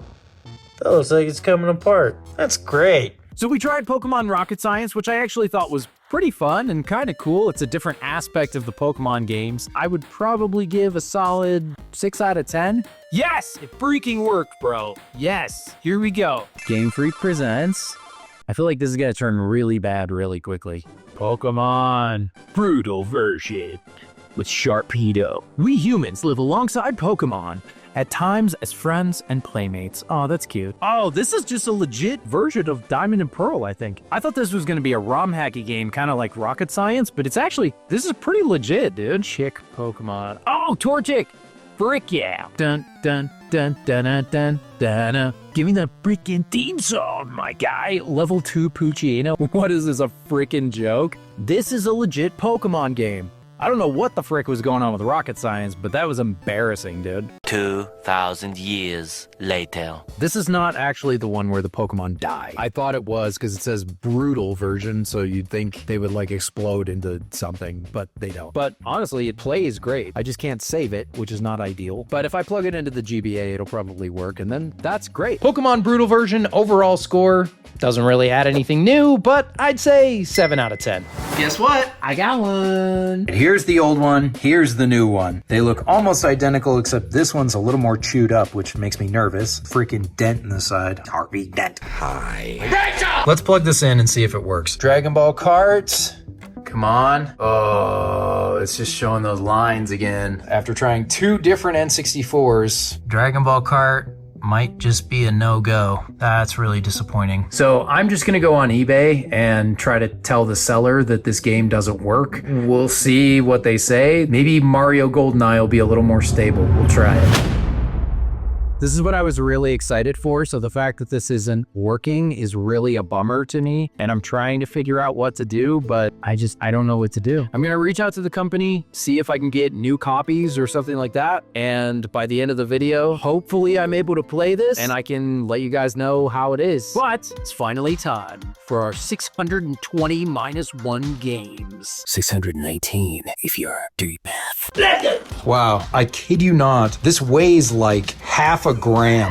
Like, I don't even know what this actually weighs, but it's so light, which to me makes me a little nervous because it feels like, it's probably not that high of quality then. This kid is horrified, literally like the ring girls coming out of the TV, dude. I didn't watch the tape. $10? Yes, let's plug this thing in. Wow, this thing is very weird. This plugs into the top, and then I'm guessing this end goes into the TV, but then this, and then I found this like rattling around. All right, I got it all hooked up, but the cord only reaches to here. So I guess I'm gonna play this sitting on the floor like a small child. We're gonna turn it on. Oh, okay. We have audio. So this is supposed to work. Okay, I have to show you how bootleg this thing is. I couldn't get it to turn on. Foolishly, I plugged the correct colors into the correct slots. It makes a buzzing noise. I thought, hey, maybe I'm dumb. Maybe I just don't know what I'm doing, right? So, change the yellow to the white one, and I put the red in the yellow slot, and guess what? Voila. This is super bootleg, okay? Obviously, I'm gonna choose English. Okay, here we go. Hello. Super Mario Bros. Mario 14. Here's Mario 9. I don't know where the other 12 went. Dr. Mario, Mario Bros. Turtle 1, Turtle Fighter, Contra 24 in 1, Contra Force, Super Contra 7, RoboCop. Heck yeah, dude. Let's go back to the beginning and let's just boot up good old Mario 14. Okay. Whoa. What? Okay. There's a little girl writing kanji, and then a ninja with a witch, and then she throws a paper airplane. What the heck? This isn't Mario? Oh my goodness. This is Super Mario as a samurai, dude. Stage 1. Mario with a whoa! Mario with a bow staff, and he's got crazy projectiles. Oh! What game is this? What game even is this? I have no idea, but it's incredibly entertaining. Wow, this game is ridiculously entertaining. Stop! Ah, the freaking turtles, bro! Okay, I actually do kind of like this game, even though there's an insane amount of enemies. Oh, I need a key for that? Look out, Mario! There's turtles coming for you! You need the coins, Mario! This is like Speed. I like the little dance he does when you're like trying to hit a bunch of enemies. Bro, this is actually super hard. I actually don't know how to get up there. Okay, well, since I'm stuck, let's move on to the next game. Okay, let's try Turtle 1. Okay. Oh, okay. It's Ninja Turtles. Oh, it's this version of Ninja Turtles where he's got the staff. Oh, I just got ran over, my guy. I've never played the NES Turtles game. Oh man, the health bar is glitching out, dude. Bro, I fell in the freaking sewer. Oh my goodness, what is that thing?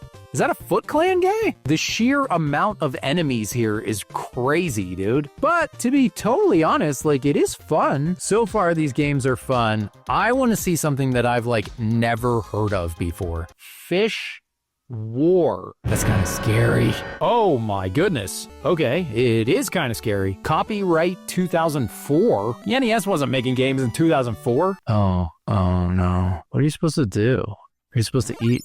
Oh, are you supposed to just like avoid stuff, or what are you supposed to do? Do you have any kind of like attack or anything? Like, are you supposed to eat stuff to like get bigger? Is this like an actual game? Okay, I don't get it. Strong pill. I'm telling you, I could use a strong pill right about now playing these games. Is that guy pushing his head? Stage 1. Okay, so you hit the B button and it oh. If you hit any button, it resets you. All right, I guess I understand this is a moving, okay.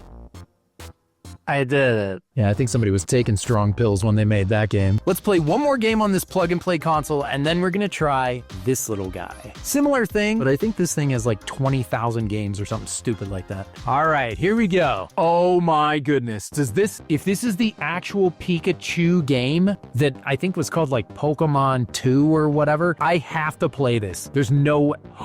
Is this it? Oh no, this is a different thing. This is like a Tetris type of Pikachu game. This is basically like a sucky version of Pokemon Puzzle League. So in terms of rating, is this thing fun? Yeah. I mean, it's not great, but frankly, for $10 to get all these games, I would honestly give this thing a solid like 7.5 out of 10. It'd really be an adventure if I played it all in Chinese, but I'm not gonna do that in this video. Overall score for the 620 minus 1, 619, I guess if you're keeping score. It's pretty fun. If you like old games, 7 out of 10. The next thing that I want to talk about are these little guys. So I actually have 2 of them. This one likes to not boot up, so there's that. But this is the Miu Mini Plus V4, and it's got like 30,000 games or something on it. This one has 500 games on it. If you look at the screen right now, notice anything interesting? It looks oddly familiar. Kinda like it's the exact same freaking thing as this, except this has 620 games, and this has 500. Rip off. This is pinball. It's kind of playing on its own here. It's playable. Overall score for games power, 5 out of 10. This guy, on the other hand, is a little more challenging. Struggles a little bit when it boots. All right, the Miu Mini Plus, this is the V4 version. This is actually a very cool handheld console. It's a little bit bootleg because it's got like everything in it, but bootleg or not, this is pretty awesome. And you can see how sharp the graphics are on this thing. It looks so good. I'm kind of a big fan of this thing. But this thing doesn't just have old school consoles. You can see like we've got Sega CD, we've got PlayStation. For example, here's the Japanese version of the Insane Trilogy. You can just about emulate and run any game onto this, which is pretty awesome. And in my opinion, playing PlayStation games on a smaller screen like this just makes it look graphically better. I think I'd give the Miu Mini Plus an 8 out of 10. I got a haircut, sorry. So after doing mountains of research on this and trying to figure it out, apparently no one has an answer. So I went back to the original eBay listing, and much to my chagrin, I was so excited to learn the eBay seller is no longer available. Isn't that nice? They sent me a bootleg game and then closed up shop. How convenient for them. So after doing a bunch more research from similar eBay sellers who probably have now since closed also, this game requires a Chinese bootleg RAM drive. What the heck does that even mean? I didn't know either. Apparently, this inside of the front of the N64 is a RAM expander. You have to use this to play several games. It just expands the amount of RAM and all that stuff. It's a bunch of boring stuff. You don't want to hear about that. But you can't use a regular RAM expander. So I looked on Amazon and I found one. And it's $100 freaking dollars. So I did what any sane person would do and searched if there were used ones available, and there were for $65 plus shipping. So I bought one, making this game over $100 to play physically. Everybody's probably thinking right now, why didn't you just like emulate it? Why didn't you just use a ROM and play it on your computer? That was probably smart and it's free. Why didn't you do that? Because we love physical on this channel, okay? I like physical media. And if I bought this for $20 and then had to buy this,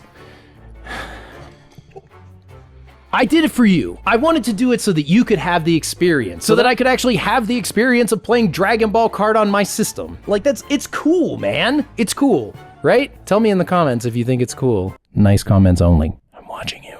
Let's pop this in and finally play Dragon Ball Kart. And after that, we're gonna play some Mario GoldenEye, which I'm really excited to play. Wait a minute. Okay, I'm literally seeing this for the first time.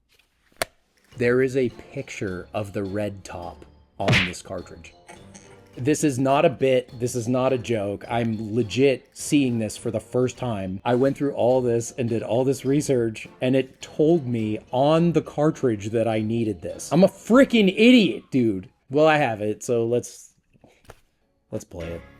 We'll grab our super scientific trusty tool. Do it super scientifical here and just use a butter knife, super retro booster. No one likes you, booster. Tell me in the comments what movie you think that's from. Okay, now we put the toast in the toaster. All right, Dragon Ball Kart. We can finally play it. I am so excited. What if I went through all this and this game's like really terrible? It's like the worst game I've ever played. Dragon Ball Kart 64 with beautiful pixelated 64-bit Goku. Hey, it's me, Goku. Okay, before we start this, I just want to talk about this title screen really quick. Everything seems pretty normal. It's very like Mario Kart-esque. We got Trunks back there racing. Goku is like, you're not gonna beat me. You didn't say the magic word.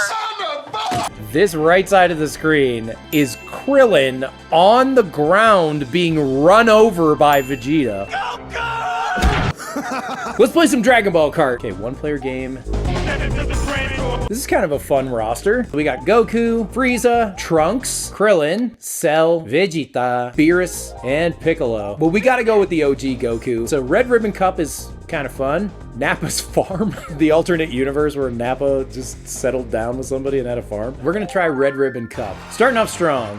Okay. Oh, it's Master Roshi. Oh, that's sick. Oh, how do I move? Oh, there we go. There we go. Dude, that was awesome. Senzu Bean! Wow, I'm trying to drift, and like, it's going wild. Ah! What the frick balls? Okay. Oh, look at that giant Cell face. Oh yeah, dude! And if you get a Dragon Ball, you're super. Get it? Goku number 3? I gotta win this race. Freaking Krillin is beating me. It says balls when you get hit. All right, final lap. Let's go. Let's go. Here we go. Come on now. Come on. What the I didn't even hit it. I'm barely touching the thumbstick. Oh, what happens? Ozaru is a banana? I feel like there's like some kind of deep psychological thing there. No, Vegeta. No, Vegeta. Oh! Yes! Woo! First place. What do you want to do? You think you can beat me in Dragon Ball Kart? You probably can't. Because you suck. I'm kidding. You don't suck. I'm kidding. You don't suck. You're amazing. Thank you for being here. Please like and subscribe, or I will be homeless and hungry because I spent $100 on a ROM hack. Oh, yeah! I'm guessing these are like the red oh, it's Cybermen jumping out. That's fun. I like this game. This is cool, isn't it? Oh, there's Raditz, dude. Where's Yamcha, dude? Yamcha should be in this game, right? And his picture could be like that meme of him dead. Put that up on the screen. Am I gonna win twice? You can't beat me. First place. Come here, you try it. This is Cole. He's my friend and editor. I am currently undefeated, so you better do this perfectly. Undefeated, dude. huh? Fun. Have you noticed there's been like all kinds of different things on the screen? There's a bunch of like Dragon Ball little dude. I spun out. Like I thought you were hamming it up for the camera. No, this is very sensitive. No, dude, I'm not. Oh. Oh. Balls. This is sick. Come on, come on. Whoa, whoa, whoa, whoa! How did I flip? Dang it. You can flip in this game? Heck yeah, dude. You can do everything in this game. You got the dragon. What does that do? Oh, that makes everybody tiny. It's like the lightning bolt in normal Mario. Well, I was hoping that would have been like, you just get to the first place. You summon Shenron. You just get the first place instantly. Well, I mean, you're almost there. This is a ROM hack, so I don't... Oh, I tried. No. Oh, no. Oh, no. It's glitching out. You're going backwards. It's glitching out. Oh, no. Master Roshi tripping. Don't run into a crab. Oh, balls. Get out of here. Yeah, sorry. I broke my freaking streak, my guy. Dragon Ball Kart. I guess if you have a third-party red top RAM expander, that's so many R's in a row. This game's great. If you don't, then just do what I should have done and emulate it for free. So even though it's a little more wonky than normal Mario Kart 64, I had a heck of a time playing it. Overall, 8 out of 10. Now that we finally successfully played Dragon Ball Kart, we're gonna play Mario with GoldenEye. No, GoldenEye with Mario characters. I am so excited to play this game. I've been super excited. Let's pop it in. Perfect. Okay, here we go. Oh, it did work. Nice. I'm only saying that. Why did you roll your eyes behind the camera? You're a jerk. I spent freaking $70 on this, okay, with shipping. I wanted to try it with the other games, and when I popped in other games, it didn't work with the red top one. Now, all of a sudden, you guys are watching, we're recording this video, and it's working. I'm not gonna complain about something working. Let's just play this. All right, let's do this. And it booted up right away, so thank goodness. Rareware? I don't think they actually had anything to do with making this game. Oh, nice. I love it. Classic GoldenEye intro. Please tell me Mario's gonna walk out. Yes, dude. Fires. Oh my goodness, this is so ridiculous. I love it. Okay, what I really want to see is the character, like, roster here. Oh my goodness. That was Mario in a Hawaiian shirt with a shotgun. Peach. Super Luigi? He looked like regular Luigi. Oh, Princess Daisy got some scary eyes. I think she was smoking something. General Bowser. Everybody's got their, like, classification. Yoshi is just dinosaur. Head of Special Forces, Donkey Kong. Cameo by... Alright, shout out to whoever those people are, I guess. Here we go. GoldenEye with Mario characters. I have never been more excited in my entire life. I wish that was an exaggeration. Hello, darkness, my old friend. Here we go. Please tell me that this isn't just gonna be like GoldenEye, but like the characters are reskin. Yes, dude. There are Koopas in it. The bad guys are Koopas. Koopas with sunglasses. Holy cow. Oh. I got the PP7 going. Oh, wow. Wow. These controls are rough. Oh, no. Ah, the reverse perspective. Come on. Yes, dude. Mario fight you from USSR. I picked up some ammo. I always thought that the machine gun looked like a black colored pencil. Anybody else think that? Oh! Sniped that fool. Oh, I picked up a DD-44. Oh, yeah, I remember this one. I remember this pistole. Yay! I'm not worthless in life. True gamers are gonna watch this and be like, wow, you suck at GoldenEye. I can complete this level in 5.8 seconds because I'm a speedrunner. I love that the Koopas have sunglasses. That's so excellent. And this is fun. It's not just like a... No, it's not just like a... Whoa! That freaking guy jumped out of nowhere. That scared me, actually. We're almost at the end. Oh, this is it. I think this is where you jump off. You'd think walking upstairs would be easy, but, I mean, you know. Yeah, this is it. Ah! Oh, no! This is the best game, though. This is so freaking awesome. I love it. This video is going to be over, and I'm going to finish this game. And I'm probably gonna like get motion sickness. Cole, come back, Cole. You are the next contestant on GoldenEye with Mario characters. So let me get the other controller. As I say, we probably need another controller. Oh, we're in Peach's castle. We are playing GoldenEye. We're gonna like blast each other in Super Mario 64. Why is it taking me this long to find a gun in a game that is about shooting? I cannot find you. Oh, you have my favorite one. No, you don't need a gun. You can karate chop me. Oh, there you go, yeah. Peach has that, like, Miss Piggy chop. Oh, yeah! Now I got the smoke. You shouldn't smoke. Well, that's not good for you. No! Bricks! I at least found you. No, you can't. You can't kill me. You cannot. No! And wait. How did I... Oh! Yes! Die, potato. No! You die! No, you can't. Die! Yeah! You frick! No! How did that happen? I got the better weapon, apparently. I'm gonna karate chop your face! No! Die, Peach! Die! Son of a monkey, dude! Die! No. Alright. I think I've killed you enough times. I'm gonna go back over there. GoldenEye with Mario characters? Chef's kiss, near perfection, 9 out of 10. That's enough bootleg games for today. You may have beaten the bootleg games, but you will never defeat the great bootleg! Yes. I forgot about you.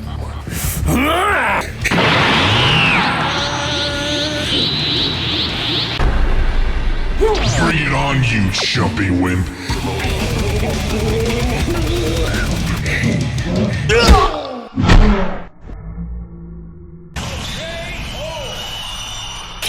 You failed. You failed miserably. I cannot, in fact, believe how horribly you failed. I think like most people, I've been watching fails videos from places like Fail Army with that sadistic part of my brain that says, yes, I do love when people fall on their face.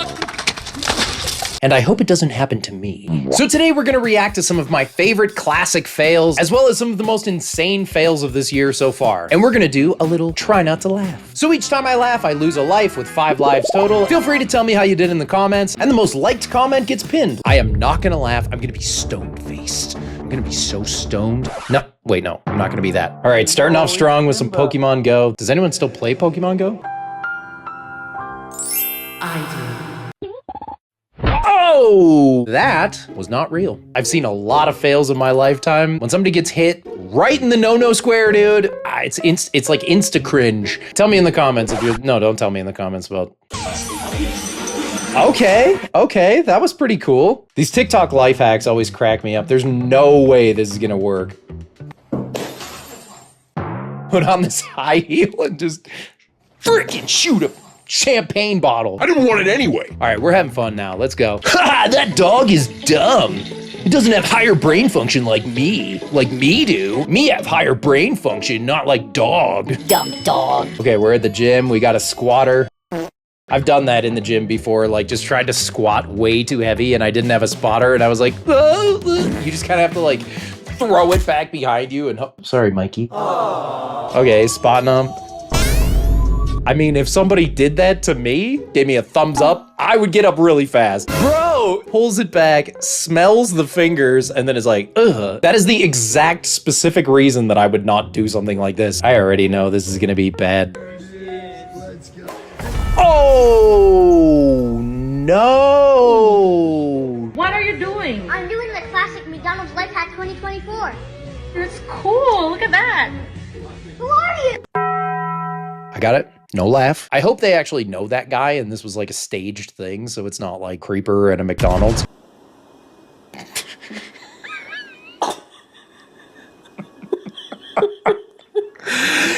This dog wants your food and he is done begging for it. Oh! No, that's, oh, is that like a theme park mascot? Horrifying, dude. Oh. Okay. Okay. Oh, yes, volleyball 2025, the twerk technique. It has destroyed many a center forward.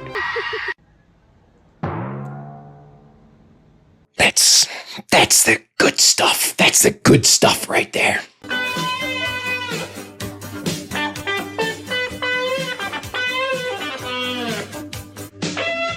What is that instrument? That guitar literally looked like it was made out of cardboard and giant rubber bands, so I don't know what the heck was going on. They're like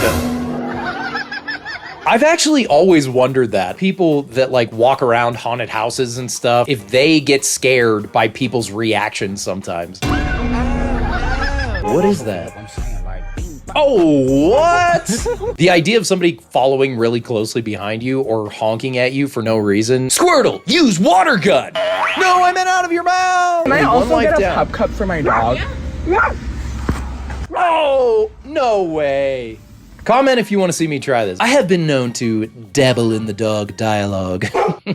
Cool. Oh. That look at the end, dude. Whose mom is that? Whose mom is chilling at the club just taking beers off of people's heads? These ladies had a long week of work at the dentist office. Come on, let them unwind for a minute. Oh.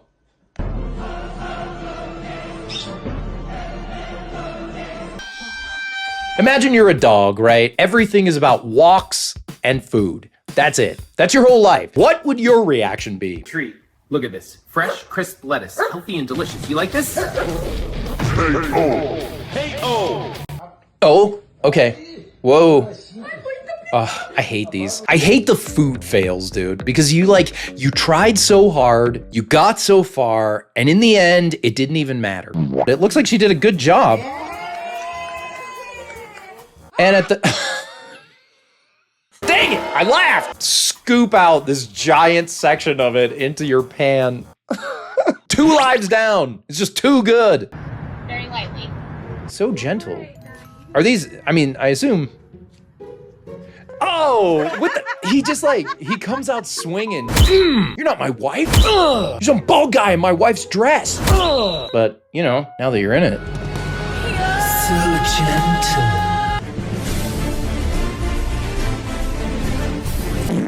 We're sitting here laughing at this guy, but at the same time, what if he's out of his medication? He needs to hit the CVS, needs to go to the Walgreens. He's got to get there. Flood or no flood, that scooter's going through. This is some kind of dance party or something. Okay, guys walking up, Oh, wow. Yes, that girl's face says it all. I don't know if it's very nice, but it's smooth. Okay, this guy's... Oh, no. When it goes up to the face, imagine you're the guy that invented this thing. You go on national television to show off this incredible feat of human engineering. People probably still laugh at this guy in the office to this day. Oh, this is another classic, dude. This is one of my favorites of all time. Prank my dad.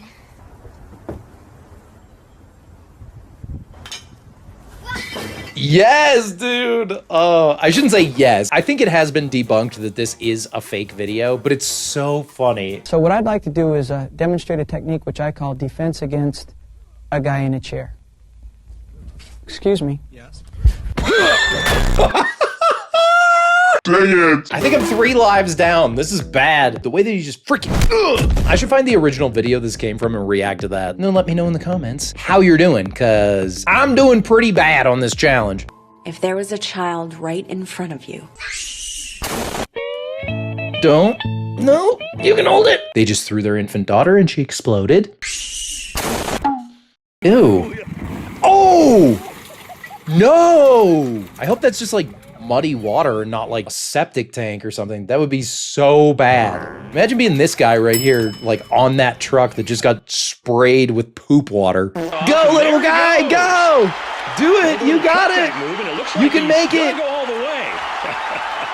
You can make it! Look at him go. Wow. He's almost there, and really 3, 2, 1, boom! That is such a good video, dude. That's a... Oh, no. I just went... I got 2 lives left. I gotta get through this video, okay? Oh, she's got chicken. She caught herself, too. She knew she was like, oh.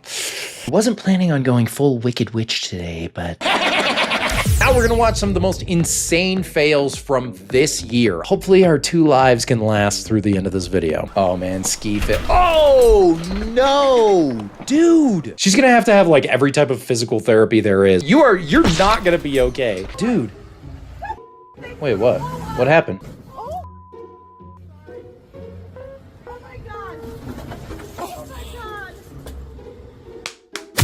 In an attempt to get away from it, dude just drives into the building. Buddy! What are you doing? Oh. Why do they make slides like this, dude? This is the 4th video that I've seen this week of people going down slides in children's playgrounds. Talk about a broken tailbone. I actually broke my tailbone in 8th grade when I was trying to do a backflip off of a stage at a school dance, and I overshot it, and I was never able to sit down again. Aww. That Bumblebee costume's way cool. No. Oh! Dude down there just gives a thumbs up. They probably spent so much time and money building this costume. No, it's too steep. It's too steep. It's too... Oh. No. Oh. Now that it's upside down in a hole, how do you get your truck back, dude? I think I probably just don't understand art. Art is subjective. People like what they like. I don't care. Help me! Oh, did you see that brick slip out of it? No! Oh, that sucks. I've said this my entire life. Slip of the brick, slip of the... I don't have a saying for that. Oh!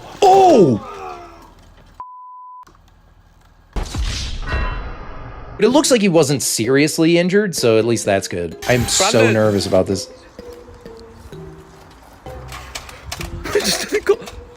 just cut the wire. He just cut. I'd be like swinging it around like, dude, look at this. Cut the wire, dude. Oh, is this gonna be safe for YouTube, this video?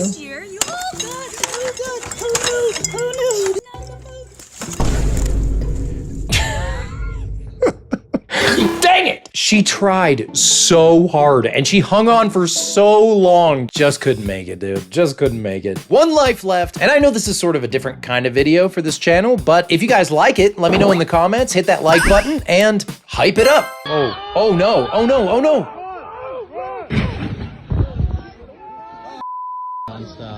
Dude, what? At the time, I think I was like 17. I was driving to my job. There was this back road that I would take to get there, and I spun out. I could be exaggerating, but it felt like 10 spins, donuts for the rest of my life, landing in a snowbank, and this very kind old lady, she just like hooked up a rope to my car. You're out. I love you. I hope you're not dead. Okay, it sounds like the guy behind the camera knows what's up. Oh no! If you know what happened there, tell me in the comments, because I have no idea. Okay, doing laundry.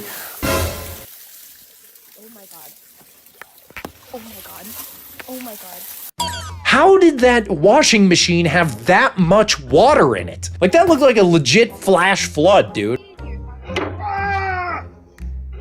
In the right context, hilarious. In this context, this guy probably smashed his thumbs. You know, short shorts with a sweatshirt and another shirt under it. I'm a little confused on what the temperature is supposed to be outside based on your outfit, but like, you know, I feel for you, man. Sometimes those little injuries, those like you ever had a paper cut? I would literally rather be hit in the face with a sledgehammer than get a paper cut. No, I wouldn't.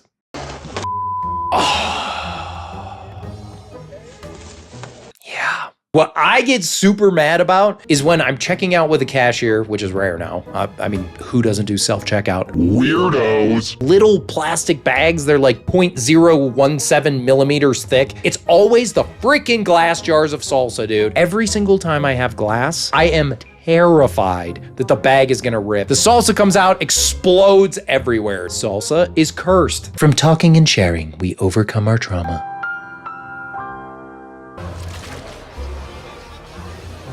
Were they like drinking chocolate milk? What form of alcohol is viscous and brown?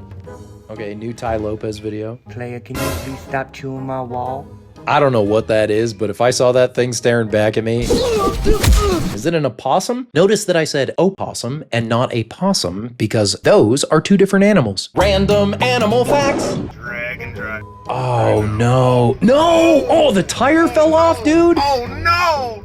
Oh no! You got 10 views on your last video? Oh no! Your channel sucks and everyone hates it? Oh no! Okay, pulling out some prawns. Let's go. Okay, Mark, I'm trusting you, okay? Well, you saw me, none of them bit me. I want to see it again. Well, you saw me, none of them bit me. I would have laughed if they would have done a freeze frame with the "We'll be right back." None of them bit me.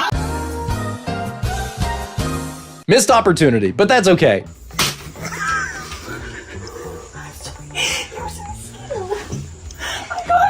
You slapped me at 10,000 pounds for square inch. 10,000 pounds per square inch. You could demolish a house with that kind of force, but that is a hilarious exaggeration, and I am gonna start saying that. Ugh! You just hit me with 10,000 pounds per square inch of force! Dang it! Frick! I hope you guys are having a good time. This is fun. Hit that like button if you are. I know this is a fails compilation, so every time I see a car, it's like, dude, oh no. Bro. Oh no!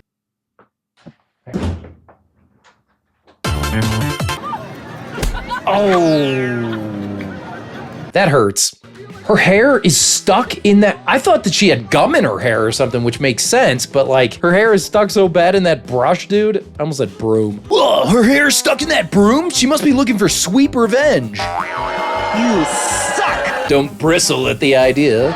She must have won a sweepstakes. She looks like Gary Oldman from Bram Stoker's Dracula. Oh no. Oh, folded the door. No, the doors, the plants. I want to hear that reaction again. Oh, no, Ugh, the freaking nut shots. I watched a very scary movie way too late at night, and now I think my ice machine is a murderer.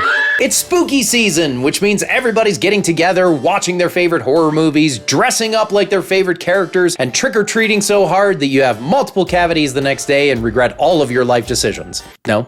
Just me? If you've been around this channel and you know me, you know that I love movies, and I also love arbitrarily listing them. So being that this is the first Halloween season that we're celebrating together on this channel, I wanted to create a top 5 best and worst horror movies list, along with some honorable mentions, of course, to kick off your Halloween and give you some suggestions of things that, hey, maybe you've never seen before. This video that you're currently watching is going to be the top 5 best horror movies, and then the next video will be the top 5 worst horror movies, but I'm always looking for new movies, so put your favorites for both the best and the worst in the comments, and who knows? You might affect next year's list. I think you probably get it at this point. Let's dive in with number 5. Friday the 13th Part 6, Jason Lives. This Tom McLaughlin directed 1986 addition to the Friday the 13th series sees what I think is the ultimate version of Jason Voorhees, resurrected by a freak lightning strike only to wreak absolute havoc on the town of Crystal Lake. This movie is nuts. There are some goofy characters, there are some serious characters. There's a scene in this movie where Jason crashes a bus and it lights on fire and then he's standing on top of it. That scene is so freaking awesome, and to me, like, that is Jason. So many of the past movies and its sequels had Jason doing random things. 1, he's not even in the first one. 2, he's just got a bag over his head. It's not even until Friday the 13th Part 3 that Jason gets the hockey mask. In a lot of ways, it feels like all of the Friday the 13th movies have been building to number 6. It has a huge budget with these giant set pieces. Jason goes to the camp and there are kids there while he's just demolishing people. So, what were you gonna be when you grew up? With characters like the cemetery caretaker who says lines like this. Does he think I'm a farthead? I mean, just look at this freaking James Bond intro with Jason Voorhees. What? Why is that in there? Who thought that was a good idea? I mean, I think it's funny, but does it really belong in a movie with scenes like this? Weirdo wearing a mask is never friendly. It's pretty universally accepted that this is one of the best, if not the best in the series. At release, critics and fans were pretty mixed on its reception. A lot of fans liked the campy, humorous tone, but a lot of critics didn't really get it, and over time it's become a pretty big cult hit. The movie isn't without its controversy though, as it had some really gnarly kills in the original cut, but when it was sent to the MPAA, which is the Motion Picture Association of America, they were not initially willing to give the movie an R rating. Paramount Pictures knew that there was no way that they could market this movie if it was NC-17. It couldn't even be released in most theaters. They took all of the kills, cut a lot of the good stuff out of it. Now you're just kind of left with Jason often tickling people to death. Luckily for us, there are lost media enthusiasts that have cataloged and reposted a bunch of the unedited kills and some of the storyboards and things like that. But even with some of its censorship issues, this movie is a great addition to your spooky season watch list. Number 4. I was looking for some more recent horror movies to put on this list, and so number 4 might surprise you a little bit. When I watched The First Smile on a Plane a couple years ago, I thought, it's fine. However, when the sequel came out, holy freaking crap, dude. If you liked The First Smile, or if you even just like thought the concept was kind of interesting, Smile 2 is freaking awesome. Writer-director Parker Finn returns, expanding the Curse mythology through pop star Sky Riley, played by Naomi Scott, who you may recognize as Kimberly, the Pink Ranger from the 2017 Power Rangers movie. It's true. Look it up. Why do you need to know that? I don't know. It's just a little factoid. These are movies where each scene just seems to lead to the next jump scare. And a lot of the jump scares are fake, like opening a closet. There's no monster in there, but then a cat runs out and it's like, whoa! It's like, yes, of course I'll jump. There was a loud noise. However, a lot of the audience, including myself, were able to push past this by just enjoying the incredible performance by Naomi Scott. She is so good in this movie, which is the reason that I put it on this list.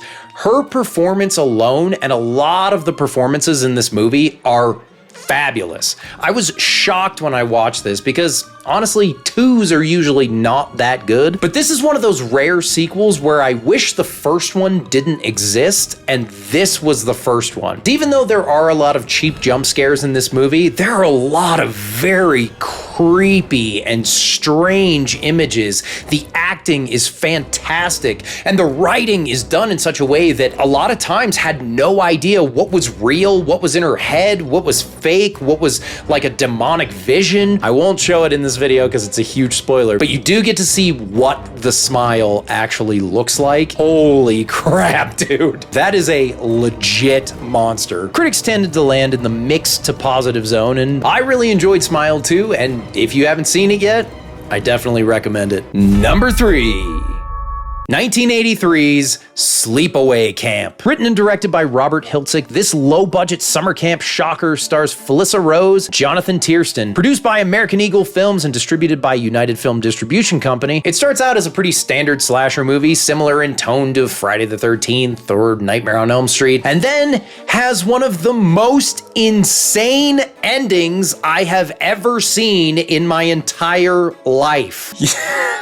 I'll preface this by saying this movie is definitely not for kids, so if you are a kid, please do not watch this movie. As you are watching it, you will not guess the ending. As kind of a creepy camp cult thriller, Sleepaway Camp is a lot of fun. A cult classic, which if you've seen it, I am genuinely interested in your opinion. Please don't leave any spoilers in the comments, just so it's fun for all of our friends. While you're at it, hit that like button if you like this video. Give me some hype points, which is apparently a thing that we have to do now. I want to talk about a few honorable mentions, which are favorites, but if you don't get around to them, then not a huge deal.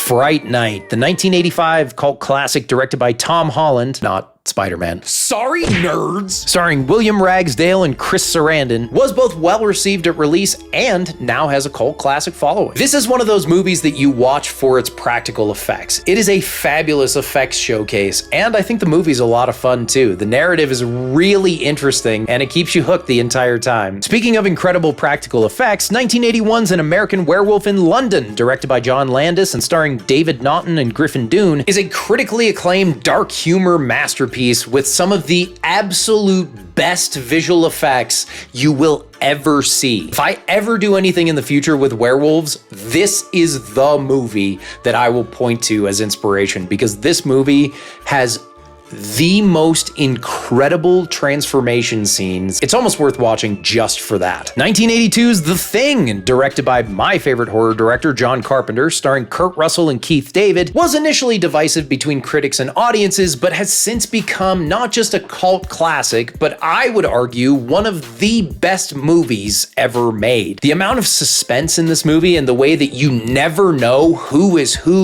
good, who is evil. It's a masterclass in paranoia with some of the absolute best visual effects you will ever see that still hold up today. You know why? Because the effects were really there. They're not CGI, they're not reacting to a green screen, not naming any names. This is just a mean joke. This isn't part of the movie at all. So, you know, it was a very interesting experience. Watching the monsters actually attack these people is much more entertaining than watching a CGI creature that you know is not actually there. But we can all agree, I'm right. 2015's The Witch, directed by Robert Eggers, starring Anya Taylor-Joy, is what they call a new classic of folk horror. This movie got very strong critical and audience praise because it's just super creepy, dude. This movie is so haunting and scary. You better watch it in the afternoon, dude, or you are guaranteed to get nightmares. Number 2. Wes Craven's dream-stalking boogeyman Freddy Krueger is first introduced in our number 2 pick, A Nightmare on Elm Street, starring Robert Englund, Heather Langenkamp, and a young Johnny Depp. I don't think a human body actually has the amount of blood that they shoot through his bed. I mean, you know, Johnny Depp's a guy, so maybe he makes a geyser. Hey guys, welcome back to the channel. But as we know from movies like Scream, Wes Craven is sort of notorious for just, it looks cool, it doesn't matter if it makes sense. Because New Line Cinema put all their eggs in one basket, and it was extremely successful until they released Peter Jackson's Lord of the Rings trilogy, New Line was known as the house that Freddy built, with seemingly unending sequels and a reboot that how do I say this nicely? Sucked. The premise let Wes Craven break slasher rules with surreal kills and reality-bending logic, immediately setting it apart. If you die in a dream, you die in real life. Critics were initially mixed, but leaning positive. If you only have time to watch one Nightmare on Elm Street, watch the first one. Frickin' genius, dude. Frick! But if A Nightmare on Elm Street is my number 2 pick, what the heck is better than Nightmare on Elm Street? My number 1, of course, is John Carpenter's classic, 1978, Halloween. See, I got Michael! He's right there, he's a little pumpkin. Your arm's too short. Loser. With the William Shatner mask wearing supernatural baddie, Michael Myers, stalking quiet high schooler Laurie Strode, played by Jamie Lee Curtis, and eluding Dr. Loomis, played by Donald Pleasance, this John Carpenter classic is an atmospheric thriller, which essentially defined the suburban slasher formula. This is the definition of true independent filmmaking. John Carpenter himself did all of the music, the widescreen compositions, and created some of the best slow burn stalking sequences, which genuinely make you feel like you could be followed by some creepy stalker. Initial reviews were pretty mixed, with the film not doing that well at the box office until strong word of mouth completely flipped its narrative. And over time, it became a critical darling and a genre-defining film that inspired so many of the classic slasher films that we think of today. As James Rolfe said in his review of the Halloween franchise, turn on this movie in the background while you're doing your Halloween celebrations. People are trick-or-treating, you can hear people outside, and at the end, when it's dark out, all of the lights are turned off, you can just hear the wind blowing leaves and kids going home with their bags full of candy, the end credits play, and all you hear is Michael Myers' breath in the background. You'll swear he's out there watching. What is the worst movie you have ever seen? Last time we talked about the top 5 best horror movies with some honorable mentions. Today we're gonna talk about the top 5 worst horror movies I think I've ever seen, and yet somehow some of them are still fun enough to watch, I guess. As many of you know, bad, campy, wacky movies have sort of exploded in popularity over the last several years, and horror movies are one of the genres similar to comedy. And horror, similar to comedy, is one of the genres that seems to have a pretty low barrier for entry, so just about everybody has made some kind of horror project. I myself have even made some horror short films that I would consider... We're not going to talk about that. This entire video is going to be a perfect representation of the question, why did you think this would work? Number 5. Number 5 on our list is a recent movie that when I went to see it in the theater, I was like, what in the world am I watching? Everything in this movie, from the kills to the visual effects, just absolutely makes no sense. And by the end of the movie, I left the theater thinking, at least there was popcorn? 2024's Afraid, Afraid, directed by Chris Weitz, starring John Cho and a bunch of other people that I don't think I've ever seen before. Produced by Blumhouse, who's made a total of 4.5 good movies. Is a quintessential popcorn horror movie. The film follows Curtis Pike and his family as they deal with a malevolent AI assistant, which starts out helpful, but then becomes sinister. The AI is bad, but then there's like a group of people that's also with the AI, and they're the ones that are actually doing the bad things. An AI assistant that can essentially control the internet and destroy your digital footprint. Why does it need people? Oh, it doesn't? Oh, killing the brain of it doesn't actually do anything? The movie has nothing to do with anything and sucks? Pretty much. For a recent movie, I left the theater sort of embarrassed by the storytelling. This movie is pretty bad in a way that isn't actually fun bad, which is why I put it at the bottom of the list. Critically, there's a lot of controversy and backlash, with critics saying that it just lacks any kind of suspense, has completely underdeveloped characters. But back in the 90s, they did this concept already way better as a Disney Channel original movie with Smart House. If your horror movie makes people want to watch Smart House as the superior version of this story, you probably did something wrong. Number 4. 2010's Birdemic Shock and Terror, one of the worst movies ever made and included on many people's list of top worst movies of all time. This James Nguyen directed horror not only rips off things like The Birds, but has this insanely muddy environmental message that just makes absolutely no sense. The main characters, played by Alan Bagg and Whitney Moore, are just along for the ride. They have no idea why birds are somehow kamikaze dive bombing like missiles into buildings. They can somehow spray some kind of bird acid, which I don't know where that comes from. Do they spray it out of their mouth? Do they poop it? But after 45 minutes of horrifically directed dialogue like this, I remember you now. You were my English class. I was. Yeah.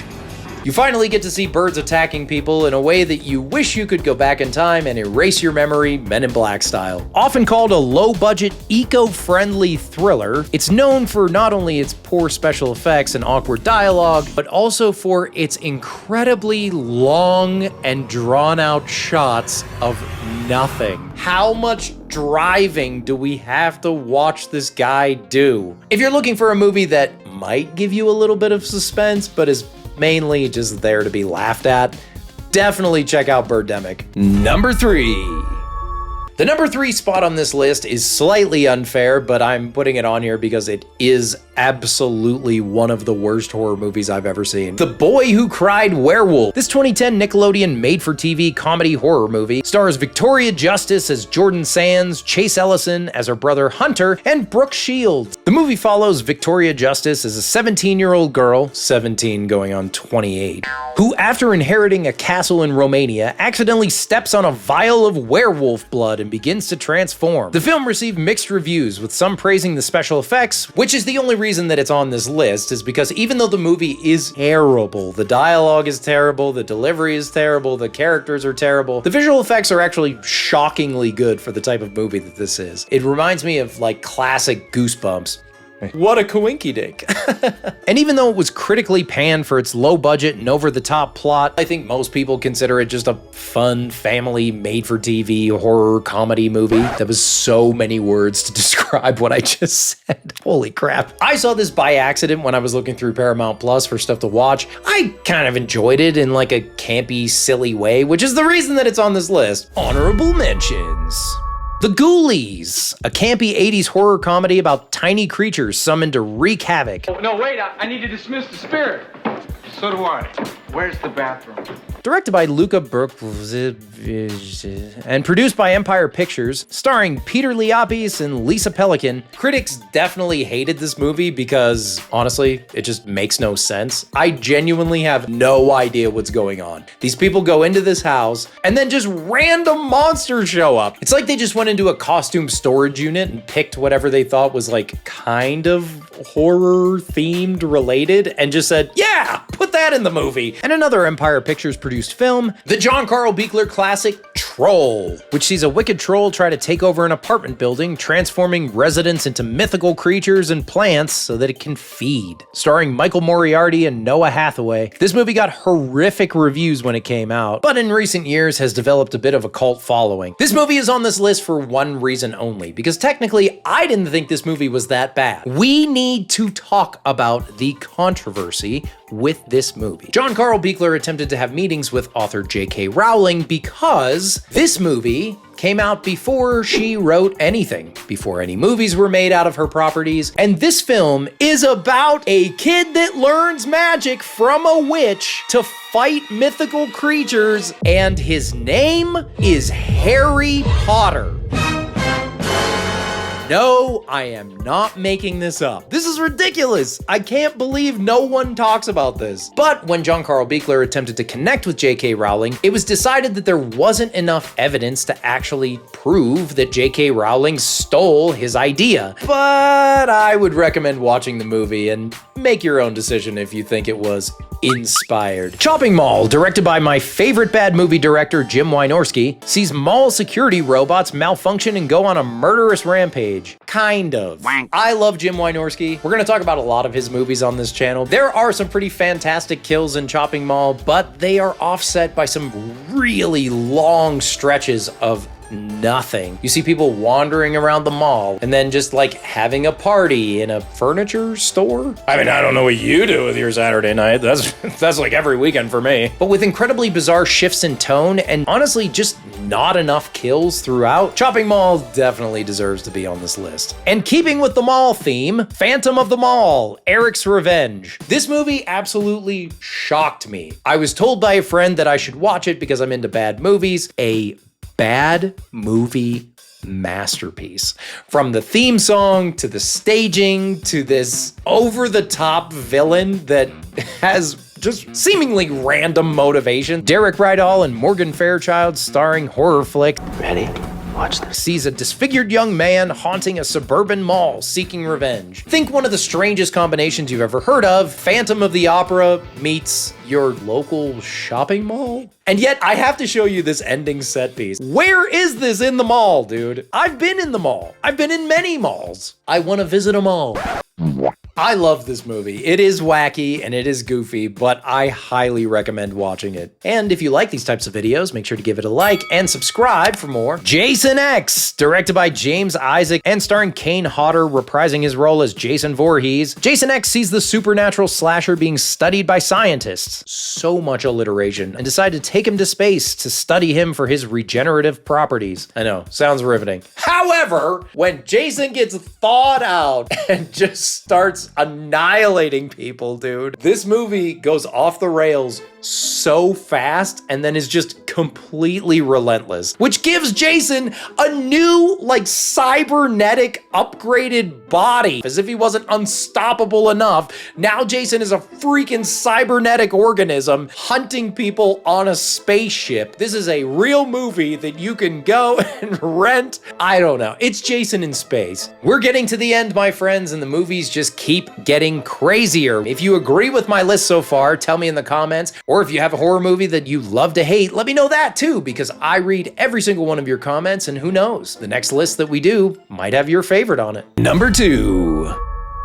Our number 2 pick is the 1990 classic Troll 2. Starring Michael Stevenson and George Hardy, this movie sees a vacation gone completely wrong when a family encounters vegetarian goblins who, through feeding them green buttercream frosting, turns people into plant jelly and then eats them. Oh my God! This movie was sort of doomed from the start when it was shot here in Utah with a cast of all American actors, and yet the Italian director did not speak any English and told all of his actors to exclusively say the lines from a poorly translated Italian script. How could the movie not turn out like this? And you can't piss on hospitality. I won't allow it! And I know, the movie is so bad. It's so terrible, it's so ridiculous, it's all of those things, except it does have some good visual effects. Is so funny and has so many ridiculous moments, absolutely the definition of so bad it's good. Like, what is even happening half the time? This kid is seeing goblins, but also seeing the ghost of his dead grandfather, who may or may not have powers that affect the living world, like a Beetlejuice kind of thing. Most of the movie makes you think that the kid can see the grandpa, but no one else can. But then later in the movie, the sister sees the grandpa. Yeah, I think so. But also the trolls can shapeshift and there's a witch. But why do you need a witch if the trolls are the threat? Because the witch doesn't need the goblins? What's the relationship between the witch and the goblins? I just don't know. But this lady had creepy makeup on, so she's in the movie. And then this lady just makes out with this guy, and then a bunch of popcorn shows up, and then this kid doesn't want his family to get turned into green veggie goo, so he pees on all the food. And then this guy, who is not an actor, he was actually just a dentist, and he says, And you can't piss on hospitality. I won't allow it! He won't allow it. It's kind of a very specific circumstance. And then this girl gets eaten, and this guy says, Oh my God! I love this movie, dude. I watch this movie at least once a year. I think it's so funny. I even had my now fiance watch the movie with me this year, and we both were just dying laughing. So the number 1 worst horror movie on this list is 1985's Howling 2. I will preface this by saying this movie is R-rated and does have some things like nudity and that type of thing in it. If you're trying to watch some stuff with your kids, we do have some earlier things like The Boy Who Cried Werewolf. I definitely don't recommend watching this one with kids. But with that disclaimer out of the way, let's talk about Philippe Mora's complete departure from Joe Dante's masterpiece, Howling. Howling 2 stars Christopher Lee and Reb Brown. Well, if you browned right the first time, you wouldn't have to re-brown. I've been here all video. A movie that was critically panned for its over-the-top style and extremely awkward moments like this. Where the hell everybody go? They're here. They're not here.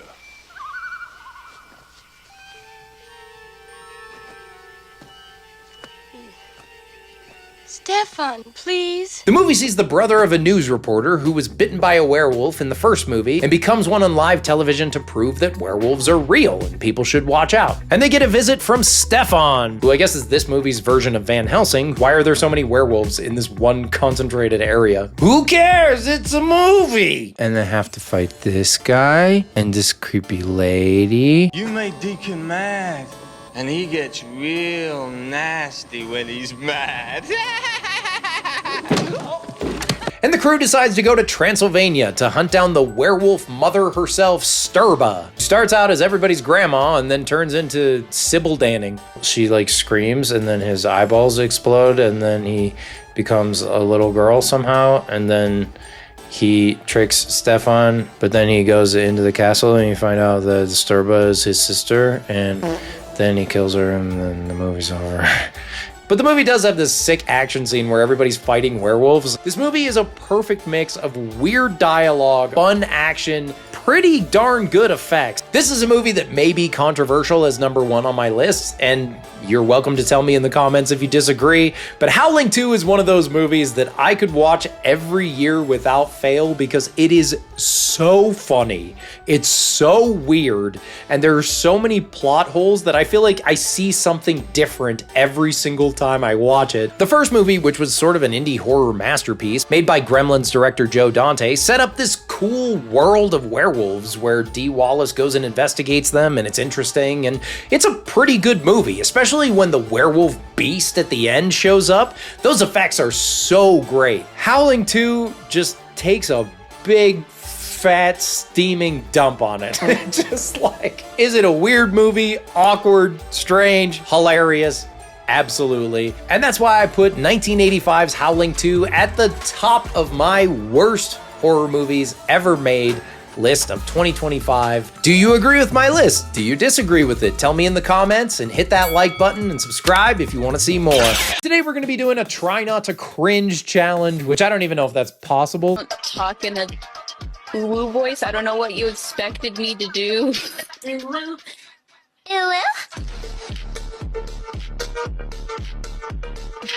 That's pretty rough. I don't know. Look, I'm all for people doing. A lot of these are coming to us from an account called Painful Cringe on TikTok. They often insert this grandma going crazy. Quality account. I like it.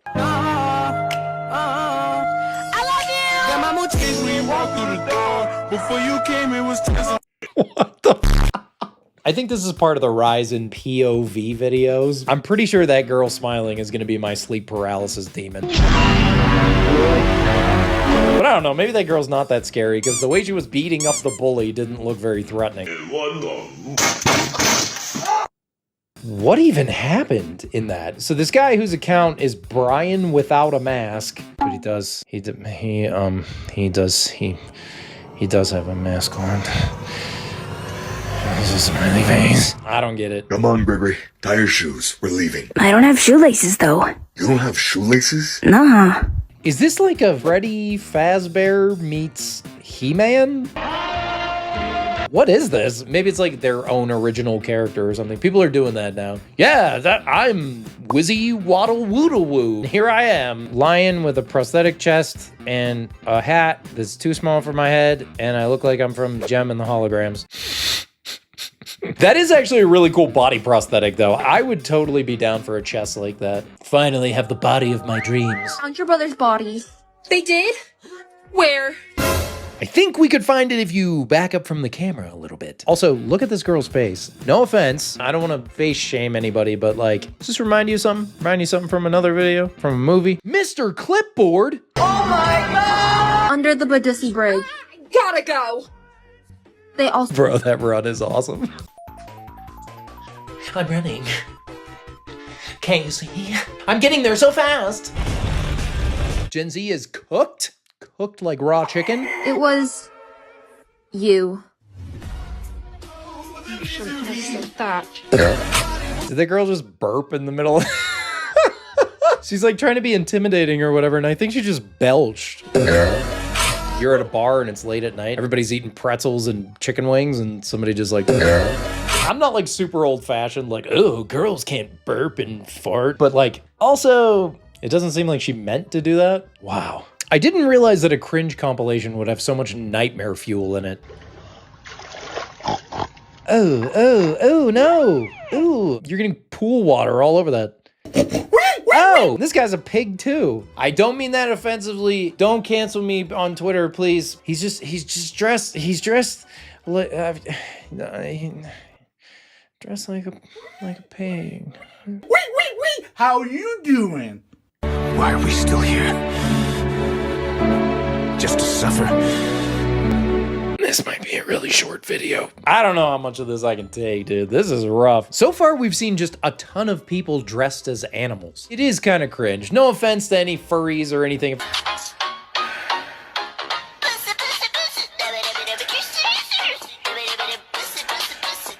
Yeah, see, that's my biggest problem with all of this. I don't have a problem with you dressing the way that you want or making TikToks or about whatever you want. You can do whatever you want. It doesn't matter. It's the internet. You can do whatever you want. But when it's like turned into a weird kind of creepy, like sexy thing, that's when I'm not down for it, dude. Because it's like, I understand it's, you know, you want to dress up like a cat and be like cute and whatever. I actually don't have a problem with that. But now you know why they do it. And that's... 3 reasons why I wouldn't be a good waifu. Number 1, I'm shy. Number 2, I use a lot of hand gestures. These people don't actually exist, right? There aren't people that actually exist that do that. I assume, anytime I see people going, 3 reasons why I wouldn't be a good waifu. Number 1, I'm shy. That person does not exist. You're not gonna be like at Walmart picking up another jar of salsa because it ripped through the bag and now it's crossing state lines in the parking lot. You're not gonna be at Walmart, look next to you in the aisle, and there's gonna be this girl with a pink hat and greenish blue hair pretending to be Bulma from Dragon Ball and being like, I wonder if I should get brown rice or if I should get wild rice. Nobody does that. That's not a thing. And if it is a thing, stop it. Get some help. I think a lot of that came out of the rise of the NPC live streamers. Have you guys heard about this? A while ago, there were these NPC live streamers where they would just like have certain prompts if you gave them money. I don't know, you gave $10 and it shows a lollipop symbol. They'd be like, lollipop, delicious. They would just like bounce like a Mortal Kombat character and then be like, wow, stars. Should I do that on this channel? Probably make more money if I did. 1、2、3、にゃ、ありがとう。にゃ、1、2、3、にゃ、ありがとう。I wish I could crab walk like that, dude. Yeah. In light of recent crab walking events, I must apologize to you if you are watching this at night, perhaps alone, and you will now have nightmares because of that crab walk. I sincerely apologize, and I hope that the internet and YouTube as a whole can find it in its heart to forgive me. Thank you. Please subscribe. And like and put some hype point! Oh, that was me and my family. We were camping last night. Yeah, we were in the woods, yeah. How does this kid simultaneously look 7 and 17? What did I tell you? Whoa. If you're gonna bite their neck. Whoa, dude. Quiet. I don't care what you have to use. Keep them quiet. You're right, it won't happen again, because if it does, you're dead. So they were vampires, and their whole camp was vampires? And then they kidnapped the people making the video, but also he then picked up their phone and kept filming? I don't know. Something happened there. I'm not really aware of it. 3, 2, 1. Breathe air! There have been a ton of videos made by much better YouTubers than me talking about these meet and greet events where TikTok celebrities go up on stage, lip sync to songs that aren't theirs, do like tiny gestures, and then a bunch of 11-year-old girls scream their heads off. Imagine being in like the back row at one of these events. Yeah, we paid $47.50 a person to get in here. Oh, everybody's cheering. Did you see what happened? What? Something happened on the stage. Everybody cheered for it. Did you see what happened? Stage? I don't know. Let's keep going. How are you doing so far? Are you cringing? Tell me in the comments which video is your favorite and if I should keep making videos like this. I kind of enjoy them. I think they're a lot of fun, but only if you guys like them. So let me know in the comments and hit that like button. Cool beans. Bat. Bloody hell. Jesus on a boat. I have this thing, call it a little quirk if you will. I have hair in my armpit. I have it there for a few reasons. You shaved half of your head and the rest of it looks like Doc Brown from Back to the Future. What do you call this style? Walter White to the future? I am the one who bought it.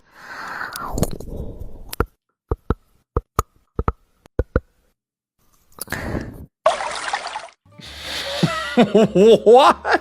I get a guava white tea lemonade with light ice and a tall iced coffee with just one pump of pumpkin spice. Can I also get an extra cup of nothing but ice? Hope you have an awesome day and thanks for being so nice. Oh my god, that's I didn't expect that. Oh my gosh. Guy almost said it's cringe. That's cringe. Whoa, that's cringe. Okay, but honestly, if I was that barista, do you call male baristas or do you call them baristos? Barista! If I was that barista, I would also be impressed. Your hair looks very bouncy. Mario's gonna do something very illegal. These are the people that are heavily influencing the next generation. And if I could grow hair that bouncy, I would probably do the same thing.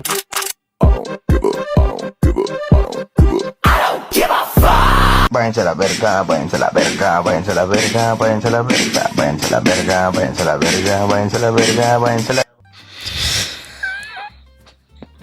What the heck? That's like some brain rot crap right there. That is very strange.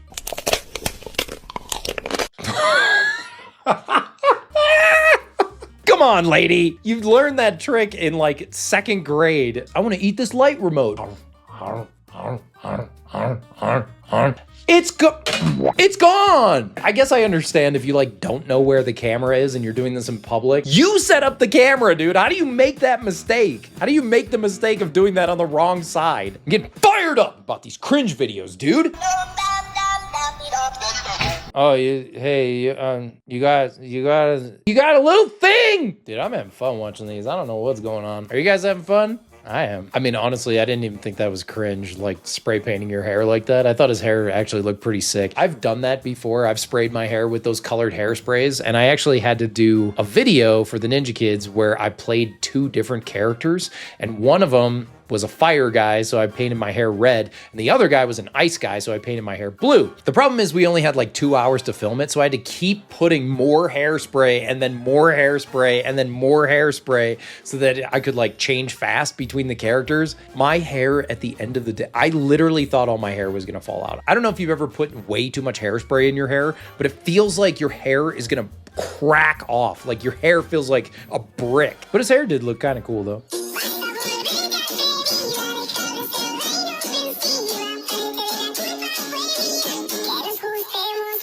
That was just a handsome little person. What's wrong with that? I don't really believe in making fun of people like that. That's just making fun of people for something they can't control. That's dumb.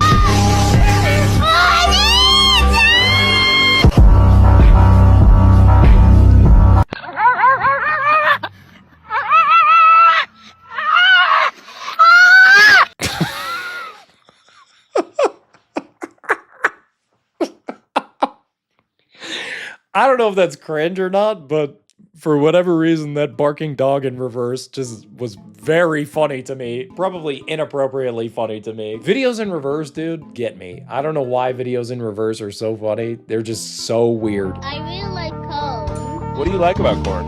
It's corn. A big corn that knocks. It has to do.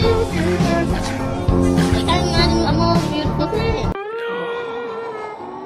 Wow, that's... My main question is, if you're gonna make a video like that that's based on another video, which I'll tell you a funny story in a minute, but why was that so professionally done? Like, why was that video so, like, it had depth of field, the colors looked really nice, like, why was that so professional for what it was? It was just some lady singing the Korn song. I did actually get to meet the Korn kid when I went to the Kids' Choice Awards in 2023. That was crazy. It actually wasn't that crazy. He was just like a normal kid. Imagine this kid grows up, right? He's like in his mid-30s. He's just like trying to shop at the grocery store, dude, and everybody just comes up to him and is like, say the thing.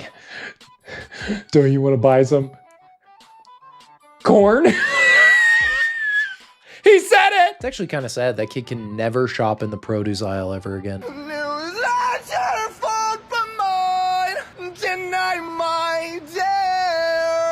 Stop it. Get some help. The Michael Jordan just capped it off, baby. I actually don't think that last video was cringe. I thought his outfit was pretty cool. It's like a Kiss meets Edward Scissorhands kind of thing. Apparently, I'm just too nice. I'm just like learning. I'm learning throughout this video that I'm just too nice. I'm trying to give everybody the benefit of the doubt. My life, my rules, my style, my attitude. I love these videos, dude. I don't care, but don't play with me. Picks up a... What? It turned into 2 tires. Then the tires bounced off the helicopter, separated, and then came back together and blew up the helicopter. This is peak cinema right here. This is amazing. I love these videos. They're so funny.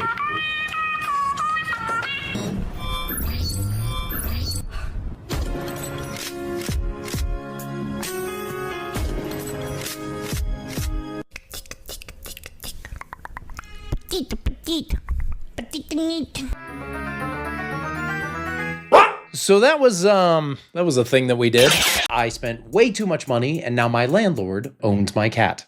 The title of this video is not clickbait. It is in fact real. I purchased every single item that was advertised to me on Instagram for an entire month. Did I spend way too much money on this video? Yes. Do I regret my decisions? You'll just have to find out. I see these ads all the time for like weight loss bracelets and things like that. Like, just wear a bracelet and you're gonna lose 30 pounds by doing nothing. It's made out of charcoal and children's tears. I am not sponsored by any of these companies. I didn't get anything for free. I am genuinely just trying these out of morbid curiosity. Let's jump in. First up, we got a product that I am really excited about. This is the Japan crate. It has a 4.2 out of 5 on Trustpilot, which, what the frig is that? What are we on, an airplane? Because you trust the pilot. And apparently if you put in the code LUCKYBAG at checkout, you get an extra bag of goodies, which, hey, 2 for the price of 1. I'm down for it, man. You get a bunch of different snacks like potato chips and candies, Kit Kats. I love me some Japanese Kit Kats for sure. $50 a month on snacks in this economy. Next up, we have the Parkers, which are like Spider-Man themed shoes, right? Peter Parker picks a peck of pickled peppers. They're supposed to be really light, good for running and exercising, that kind of thing. From a company called I Am Superhero. Not I am a superhero, I am the only superhero there is. I don't know if you guys have heard about this. There was a big vote. There are no other superheroes. Spider-Man is the only one now. Now, the good news is these shoes have 5 stars. The bad news is it's only from 3 people. What I'm most curious about is if I get these shoes, will they actually turn me into Spider-Man? We're definitely gonna have to test that. Add to cart. Nothing advertised to you that's expensive could ever be a scam. The discount she tells you not to worry about? Cringe. Okay, this is being advertised through the Shining Car Instagram. How do you describe this? Did you ever play with slime or Play-Doh and like drop it on the floor and then you pick it up and it's like, oh no, my sailboat has like hair and macaroni and cheese and crap in it. I think this is like a cleaning solution version of that. So we'll grab this. I don't think this is gonna work. This could very well just be a straight up scam and they're just giving me like crappy slime that sticks to garbage and it's disgusting. So the next product that I got serviced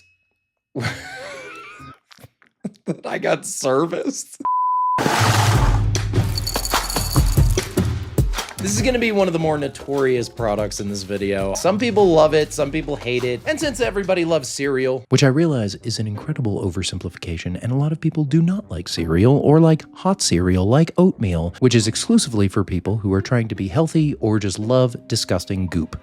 Please like this video and subscribe and watch all the way to the end and turn on notifications, and because give you a little kiss.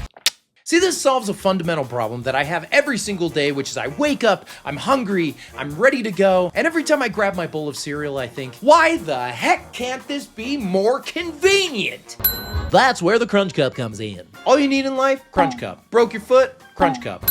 Car breaks down? Crunch Cup. You got a face like Willem Dafoe? Crunch Cup. Like, look at this lady. She's chilling at home. She's got her Crunch Cup, which kind of begs the question, if you're at home anyway, why don't you just pour yourself a bowl of cereal like a normal person? It's fine. You don't have to be normal. But I mean, what do I know? I'm just some dumb guy on the internet. Crazy grandma skydiving with a Crunch Cup. Horsehead guy that says Nido. I don't know what that has to do with the Crunch Cup. I get why this exists, right? But let's look at some reviews. Oh, Tina. She said it's smaller than she expected. Something I hear all the time. Jody says, not worth the money. Did not like the cup at all. Upset I bought 2! Donna. We'll see what happens. What?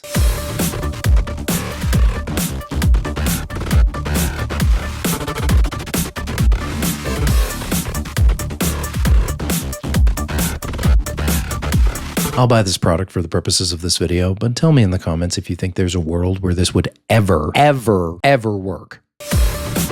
I bought a ton of stuff, and those were just a few examples of the things that I purchased. So what is going to be instantaneous for you is probably going to be like months of waiting for me. And we'll be judging each of these products out of 10 to see, are they scams or are they great? Let's test our first products.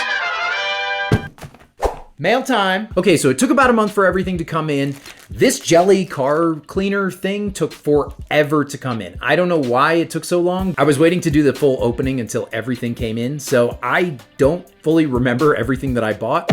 Oh, okay. This is that weight loss bracelet. So this bracelet, or so they claim, is something that you put on your wrist. Of course, you put it on your wrist. It's a friggin' bracelet.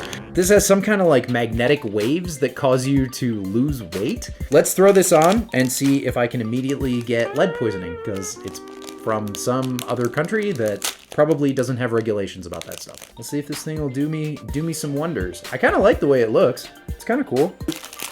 This doesn't look like something that's gonna work. The package is all in Chinese. Ooh. It's my scientific classification for this product. It is officially yucky. This is slime. Oh, okay, I don't know how they pulled this off, but this straight up smells like green tea and hot sauce. All right, we'll use this on my car, I guess. Welcome to my garage. We are here in my garage with this slimy ball of goop. We're gonna see if this can actually clean my car. Okay, so here's my steering wheel. Frick, wow. Is it making a difference? Not really. Let me try this over here. See, I got some like crumbs and stuff down there, so we'll throw it down there. Ew, ah, ew, it's got the crap in it, dude. That kind of worked. Don't look at me, Bruce. Press it. Whoa. Oh no. Oh no. No, no. No, get off of there. No, Ash! Ah! Okay, that's working. That's picking up some of the cruddies. It is taking some of the dust off. That's cool, I guess. Clean the slushy spot. Okay, it actually got all over my seat. That sucks. Do not use it on upholstery. The more that I use this on my car, the more I'm becoming aware that I'm pretty sure I just bought really expensive slime. Because if you've ever played with slime, it picks up all the dirt and stuff that's on the surface. Does this thing work? Yes, I mean, technically it does, but it works just as well as thick slime. I definitely wouldn't recommend buying this. Just buy a crap load of Nickelodeon slime or Nickelodeon gack. Use that to clean your car. Or better yet, just go to a car wash that has like a vacuum.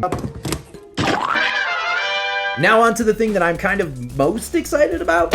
I feel like I just came home from 4th grade with a box of Pokemon cards that my friend sold me on the playground. Oh, yeah. These shoes are supposed to be super athletic shoes, super comfortable when you put them on. They're also supposed to turn you into a superhero. If I put these on and I'm not immediately turned into a superhero, I'm gonna have a little fit. These shoes were like $70 and they don't have any like actual accents or anything on them. This is just like screen printed on the material. That's like kind of lame for a $70 shoe. I mean, I've bought like $30 shoes off of Amazon that I thought had cooler designs. I'm gonna throw these on and let's see if I turn into a superhero. Ready? 3, 2, 1. Okay, so did the shoes turn me into a superhero? Yeah, I think it kind of worked. Are the shoes comfortable? Sure, they're as comfortable as any other athletic shoe. Did I buy the shoes just for this joke? Maybe.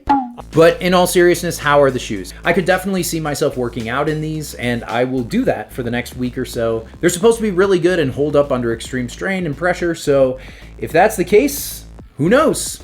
I might say, see you later, Nike, and hello, company that made these. Wow, my hair. I just looked in the monitor, which is behind the camera, and I am sorry, everyone. So I've been walking around for about a half an hour with these new Spider-Man shoes on, and they are fine. They're pretty light, which is cool. They're definitely good for running and things like that, but they are not super comfortable. They don't have a lot of cushion. They don't have a lot of arch support, especially for like $70, $80 shoes. I don't know if these are really worth it, so I'm gonna keep using them for my daily workouts for the rest of the week and see if they actually do hold up or if they start to hurt my feet, which I suspect is what's gonna happen. Yeah, my feet started to hurt, and that's not super exciting. That's not a good sign.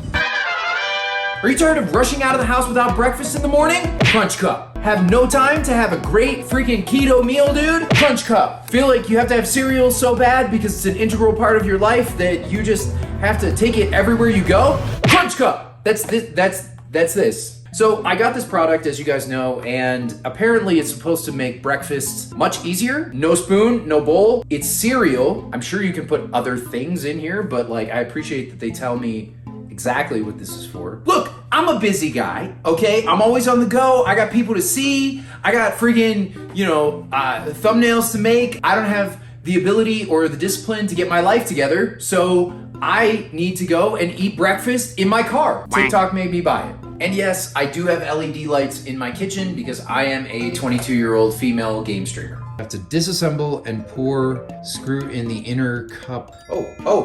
Perfect milk to cereal ratio in every sip. Breakfast on the go. I didn't clean this out well enough. It still tastes like soap.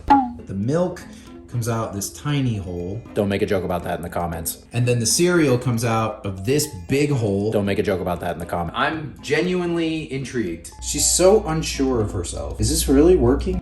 You need some milk. Spills all freaking over the place, dude. Okay, so I'm late for work. I'm ready to get some convenience in. I've got my cereal, got my Crunch Cup. I'm gonna be rolling up to stoplights, people looking at me like, yo, that's my 42nd favorite YouTuber, Ian Lang. Bottoms up.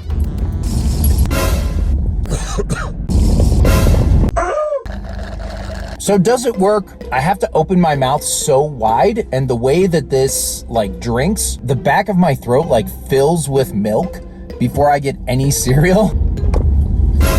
Every time I try, I literally almost choke and then I spill the milk all over myself. So if you're a trendy IG mom or you're somebody who like is obsessed with cereal on the go, this is probably a great product for you. Pump myself up. These are not gonna be horrible. The Magic Spoon cereal against the Catalina Crunch cereal. These boxes are literally $10. Like, that is not hyperbole, that's not an exaggeration. These are actually cool because I got these for 2 for $6. The package says 1 serving. This is 2 bowls of cereal for $6, and this is 5 bowls of cereal for $10. Magic Spoon wins and the consumer loses. Both of them claim to have all natural ingredients, be keto friendly. Let's get our bowls. I'm going to pretend like these bowls were not the first ones that I saw, and I ended up paying way more for disposable bowls because they were eco-friendly. No! I love the environment. That's why I bought these brown bowls. Catalina Crunch. Oh my goodness. It's got like a little Mad Lib back here. Pack your bags and escape to a adjective. Never been there. Fruit Loops kind of look to them, whereas the Catalina Crunch just looks like wavy pieces of paper. Fruity Catalina Crunch. Oh my. Oh, the pea proteins and the chicory root high oleic sunflower oil, just all that. It's coming through. It has that hardcore stevia aftertaste. Sorry. Bad flavor that keeps on giving. Magic spoon. Oh. Why am I doing this? This one wins far and away. Like this I can't even eat this. Probably just my taste receptors and whatever. It's a high protein cereal, so if you can fool your brain into being like, it doesn't have all the stuff that Crafton Crunch has in it. So like it's better, right? It's a better cereal for health overall. It literally tastes like weird cornbread. Usually peanut butter chocolate is a safer bet. I think I still like the Fruity Magic Spoon the best. This is actually not terrible. Definitely dark chocolate. It hits you like a friggin' house falling on your face. You get through the peanut butter flavor and you get the stevia, and that's a little gross, but then you hit the dark chocolate and it's like, is there a hint of banana? No. No. This is cinnamon roll. Subtle hint of cinnamon, but mostly tastes like nothing. All this milk on my placemat. The Fruity Magic Spoon, I think, is the best. This is probably the one that I'm gonna try in the Crunch Cup, but having said that, I would never buy this cereal, probably. Yeah, no, I wouldn't. It's so expensive for what you get.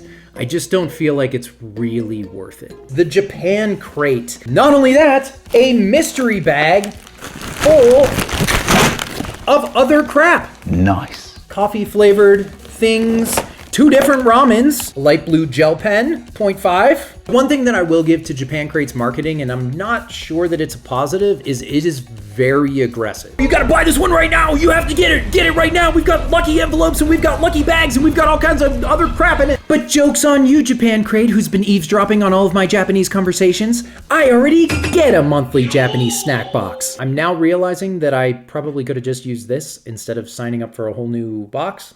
But, all right, Japan, whoa! And this is not actually from January, I don't think. Maybe it is. Tokyo Treat Box also comes with this. It just tells you like what's inside. Way bigger than the Tokyo Treat Box, but it's also like $15 more expensive. I was like low-key nervous that it was gonna be about the same size as Tokyo Treat Box, but way more expensive. Japanese potato chips. Potato chips? Chips? We've got some little, are these gummies? Oh no, these are like sours, salted caramel, nice, panda, and it even comes with an energy drink. Okay, how about we actually show it? Sky energy drink, and I think it's an Articuno. Oh, it's not Sky, it's Skal.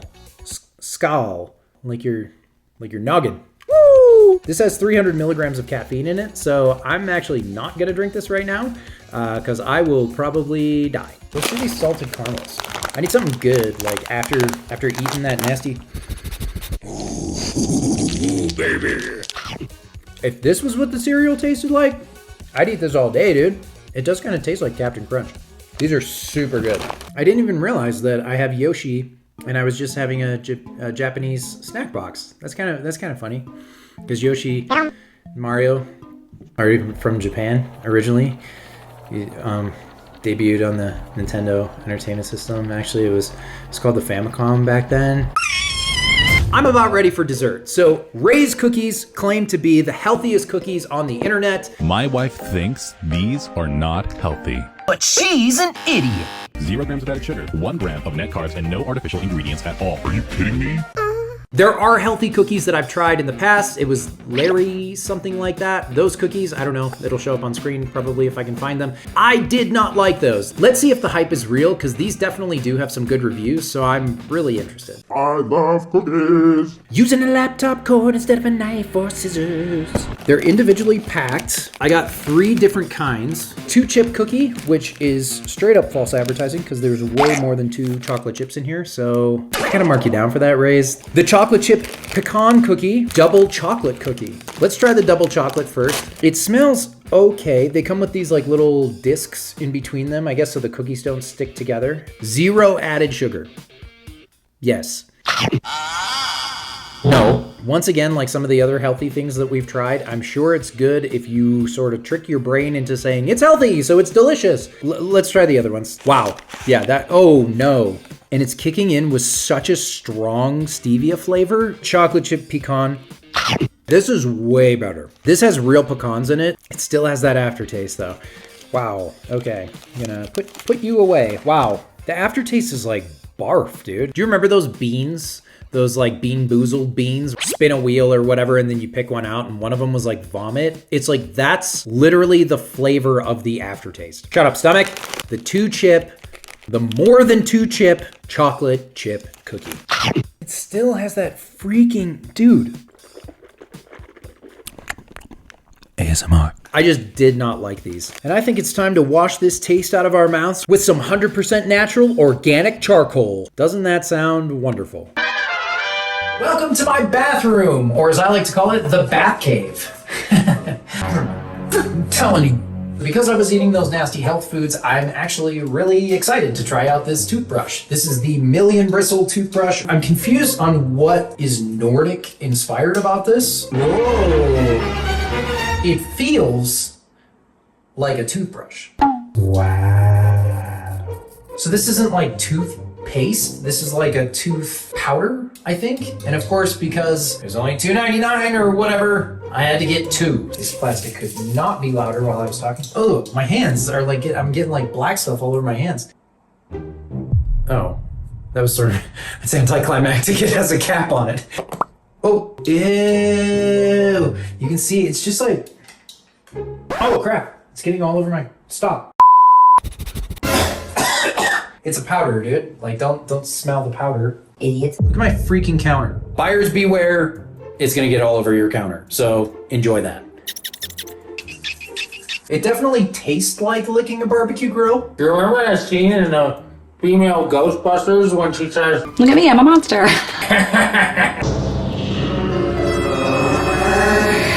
Is this actually whitening my teeth? Wow, my teeth are actually whiter. Like, what the heck? What if I use a little more? My teeth are gonna like get so white that it's gonna like open a wormhole to another dimension. As I was swishing with the cold water, it is making my teeth a little more sensitive. I really like this toothbrush. I am 100% not sponsored by anybody. I just want to put that disclaimer in there. It definitely hits 2 out of my 3 criteria. It works as it's advertised, and for the price, it's actually not too bad. If you really want to whiten your teeth, I would do it once or twice a week, and one of these would probably last you, I don't know, 6 months or something like that. So this is pretty legit.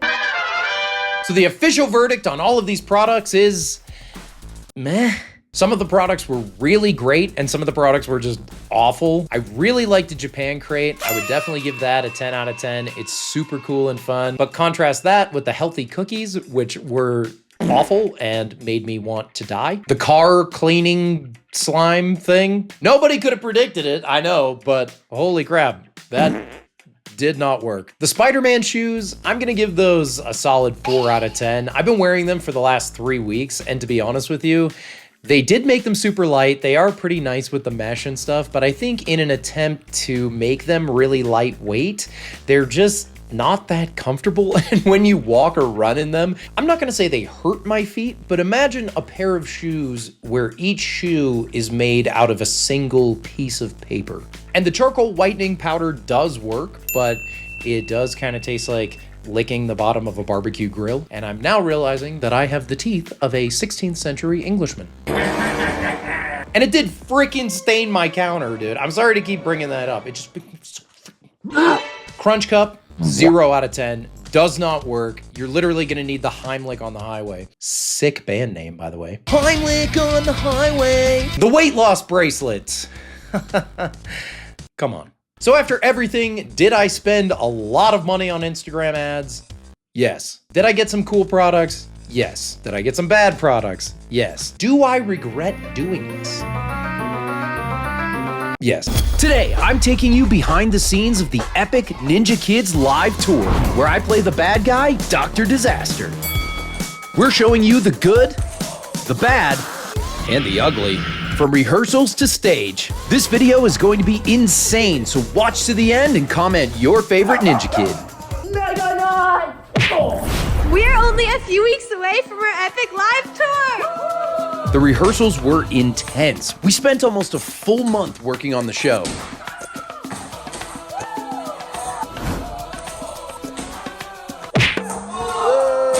With challenges, dance choreography, gymnastics, martial arts, and whatever this is. But there was a problem. We still didn't have any choreography for my part. So at 2 a.m. the night before my first rehearsal, I came up with an idea. Hopefully I'm in the camera, I can't tell. The audience can only kind of see my profile. I start to move forward with all of those.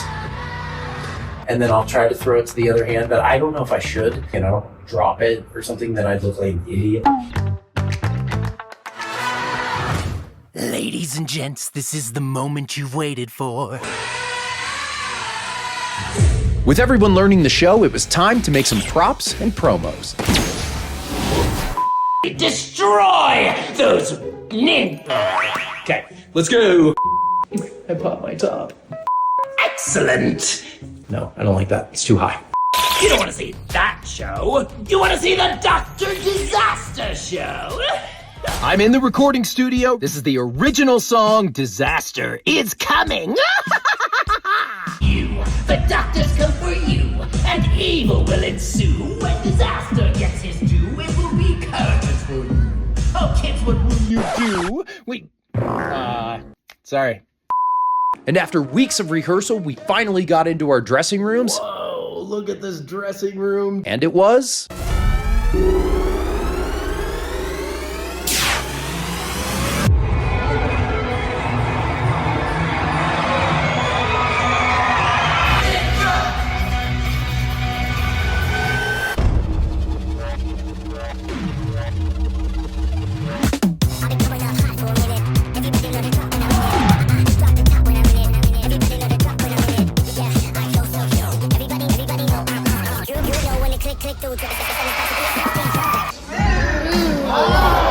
I know what this is leading into.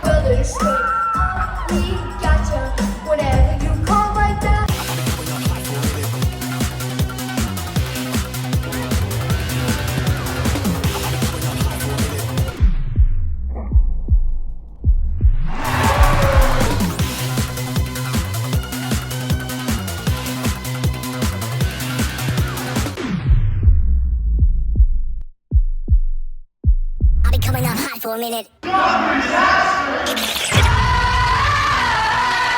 Welcome to the Dr. Disaster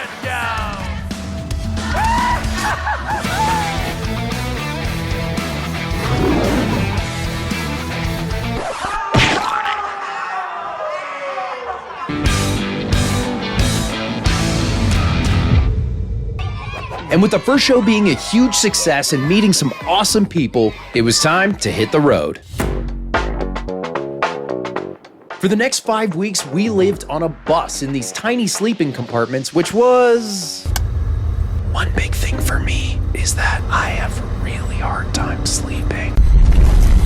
I wake up at like 4 a.m. and then I end up staying up until like 6, 7.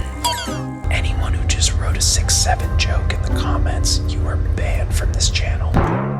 But even though I got no sleep, it was time to get ready for the next show. One of the hardest things about living on a bus is that we only have one compartment for everybody's bags, and there's like 10 people that live on this bus. You gotta crawl in this tiny space.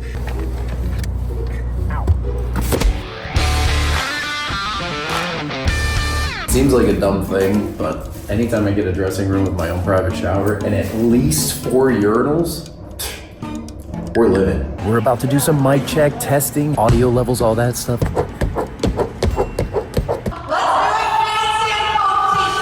Oh, you can't post this. Yeah. Instant contest, ready? Every time tonight is gonna be amazing. You guys ready for this? I almost won. So majestic. Ladies and gentlemen, welcome to the most entertaining hour of your miserable lives. Okay, and I think you're good. Not every venue is like this, but this one, full barista, just made me this orange latte, full breakfast. I'm always really thankful for these types of venues, that some of them are just like closets underneath a stage, but this one is pretty great. Right now they have what's called a dark stage, which means nobody can actually go on the stage, or you can get a fine of like tens of thousands of dollars potentially. I had a massive headache before the show, so I tried to take a nap, but... Megalon! I guess it's time for the show. You ready for the show? No.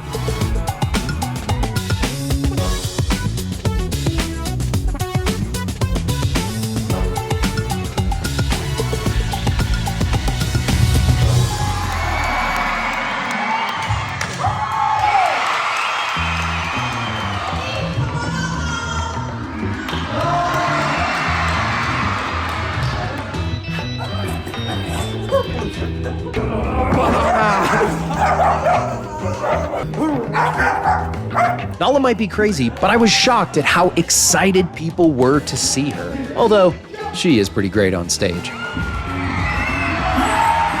And we actually spend the day together later on in this video.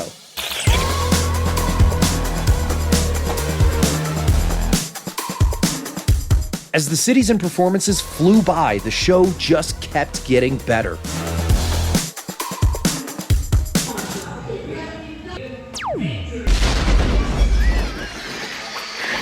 All right, the timer is about to start, so I'm gonna get suited up as Dr. Disaster. Let's do it.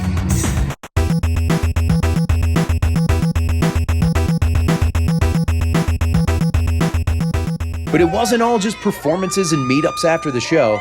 In Atlanta, we tried our first Dubai chocolate strawberries. These strawberries are so good. And went to this insane aquarium. Saw 1 million bats in Austin. Stop it. The new herd. Oh, that's Oh, dude, I heard that. Was that supposed to be a joke? Get your hand out of my camera, you bug. Where are they going? Where are they going? And tried the original beignet donuts in New Orleans.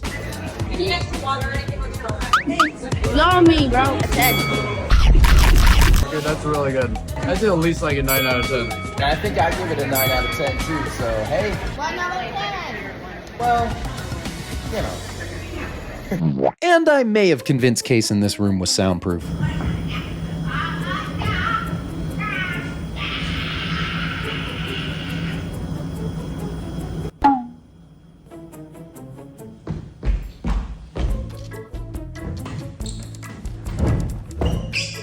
And as if the summer wasn't busy enough, I popped the question to the love of my life.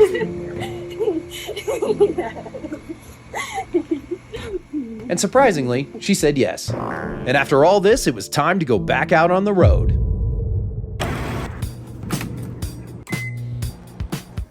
We are officially in my home state, playing the historic Masonic Temple. Look at this! Look how cool that looks. Although, I'm a little bit scared. They found me. All right, here we go. Small change, big difference. Hey. Hey!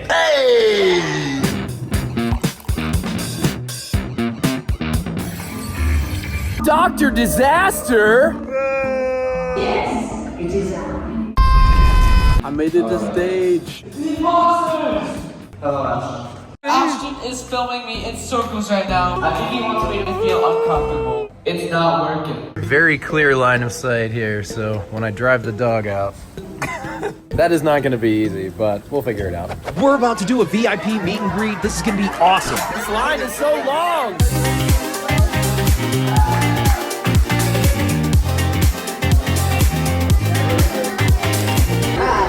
Thanks for coming.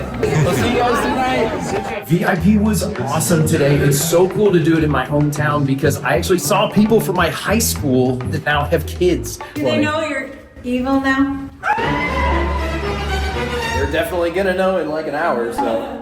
I believe one of my favorite bands of all time, Audio Slave, in high school. I was 17 and I remember watching them play and thinking, I'm gonna be on that stage one day. It's crazy to now be here and play at this theater. It's with Ninja Kids and I'm the villain and everybody's gonna be booing and like, oh, you suck. I'm accomplishing a goal that I set for myself when I was 17 years old, which we all know was like 5 years ago. Man, whatever your dream is or whatever goals you set for yourself, keep taking those steps. I got a lot of goals still, but this is a big one. Like off and get it back, correct?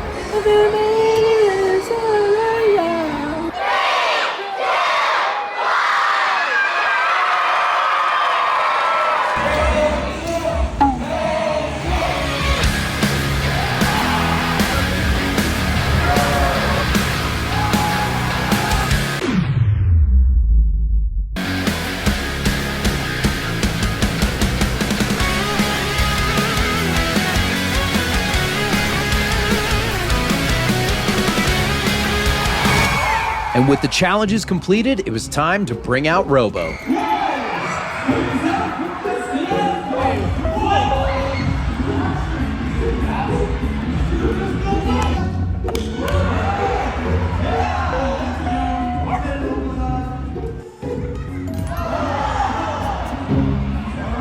Being in my hometown, I was definitely nervous, but the show must go on.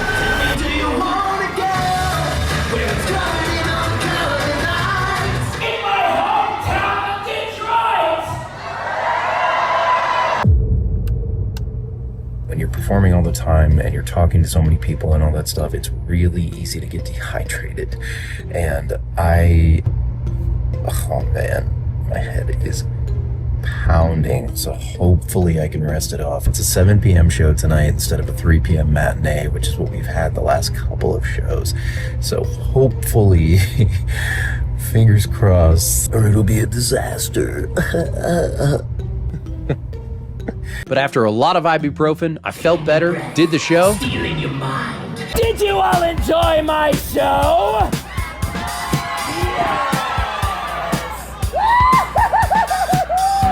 And I'll be back for all of you.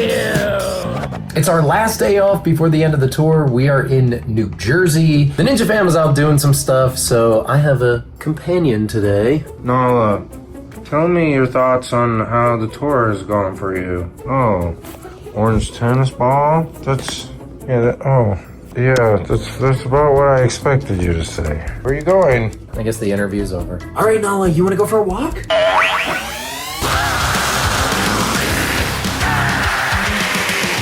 Okay, let's go. Oh, there's a squirrel up there. Ready? Hey, here we go. Go get it.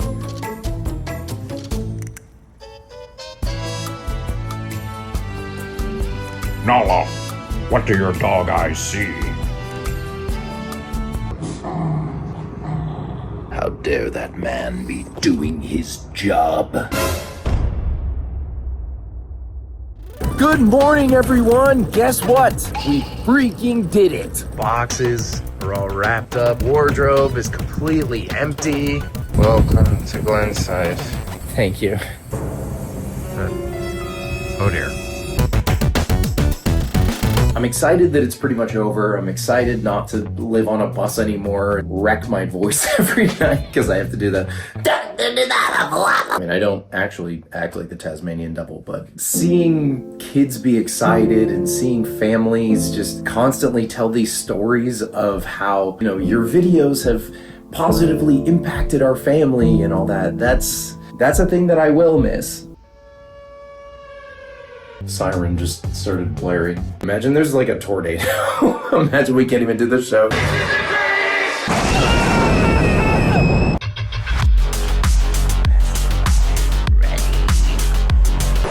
Look at how tiny the screen is.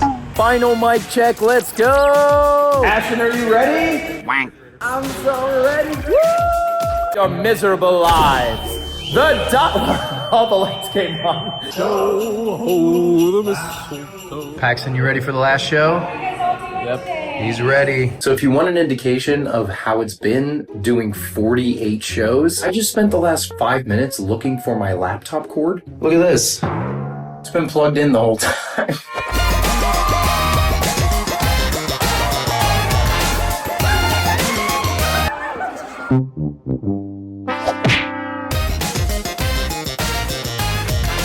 As we did our final meet and greet, a mom wanted to share a very special story. I am Robin, this is Mackenzie, and I'll tell you what, this girl has been a fighter for over 10 years now. Started she was 5 years old battling cancer, and she had to go into chemo. And I'll tell you, watching the Ninja Kids has been uplifting and encouraging for you.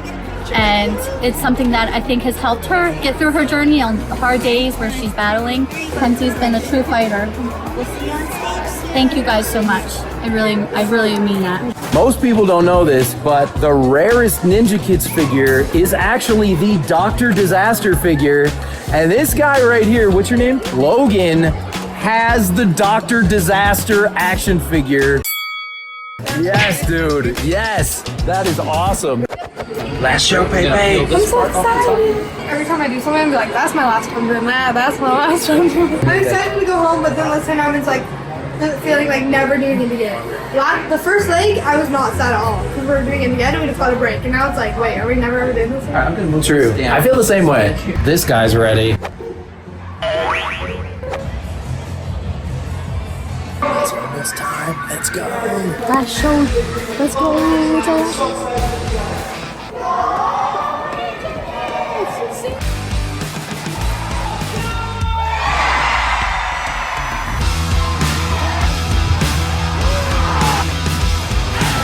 That's your husband. He's right there.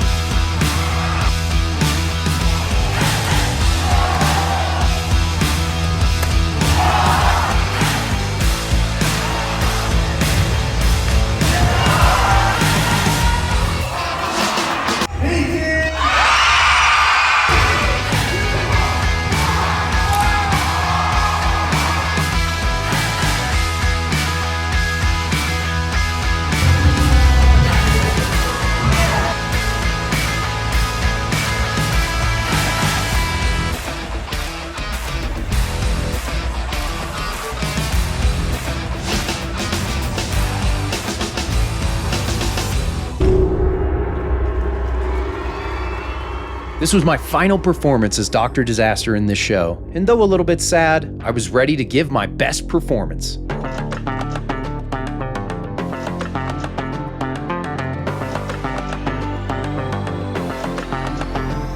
Let's do this for the last time. Get in it, everyone. Here we go. Ready? 3, 2, 1. That was horribly dreadful. Especially you.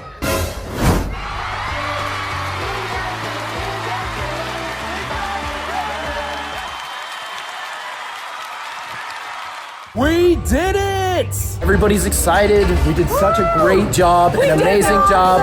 I am so honored to be a part of this cast and a part of this tour. It was so fantastic. End of an era. Yes. End of an era. Yes. And we had an amazing crew. That's right. An awesome crew. Yes. And Paxton. We'll see you in the next one. Thanks for being awesome. Ho, ho, ho, man! Ugh, I breathed in a hair from this beard. It's Christmas, which means there are all kinds of ridiculous Christmas products, from food and drinks to bath mats and frickin' whatever this is. So today I'm surviving for a full 24 hours on exclusively Christmas items. We got limited edition chips and muffins and Pop-Tarts, salted caramel chips, Hello Kitty Happy Holidays ramen. What does that even mean? I don't know. And then we got some traditional stuff like eggnog, which I actually hate. We got an exclusive Christmas Mr. Beastable 1-pound gummy Krabby Patty. Hot cocoa flavored liquid IV. That's exactly what the world needed. And we're gonna rank this stuff on a tier list to find the best and worst Christmas items. And I've got some very special items not on this table for later in the video. The 24 hours starts now and I'm pretty hungry. So let's get some breakfast. And the cornerstone to any good breakfast is sugar-filled chocolate muffins. I've always said my entire life that one of the key groups in the food pyramid is food that is brown. Hot cocoa with marshmallow muffin bite things. Cute, right? When I saw these at the store, I was like, they still make these? Breakfast time. Woo! Oh, a very rich cocoa smell indeed. This is pretty great. This is way better than these little muffins deserve to be. I don't know, dude. Maybe I'm being generous because it's the beginning of the video. I'm giving these little bites an A. Although I'm not gonna lie, I am a little bit nervous about this video because every single thing has like a stupid amount of sugar in it. I feel like I may not survive this video, but you know, who cares?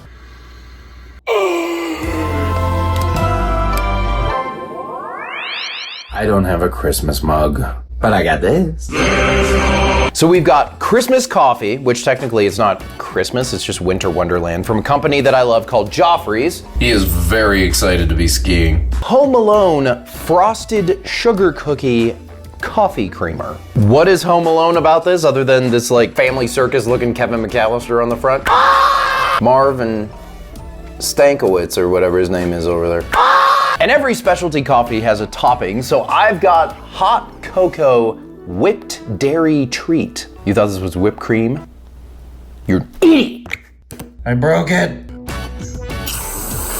Ah, it looks like poo. And yes, I am aware this is not a Christmas mug and it's a Naruto mug. Point that out 15 more times in the comments. I hate when you have whipped cream. Oh, excuse me, whipped dairy topping. You just have to like smash your face into it. Wow, is that good. This makes it taste like a sugar cookie. This makes it taste like it has chocolate frosting on top. An A.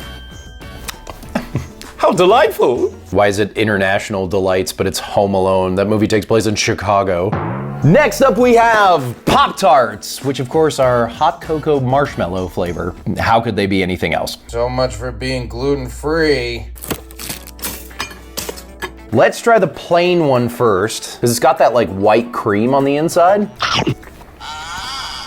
Why? I personally think that Pop-Tarts taste like cardboard with fruit in it. They don't taste right when they don't have fruit. They just taste like cardboard. It's a little bit, how do you say? Burned. What I'm hoping is that toasting it makes it more like a s'more.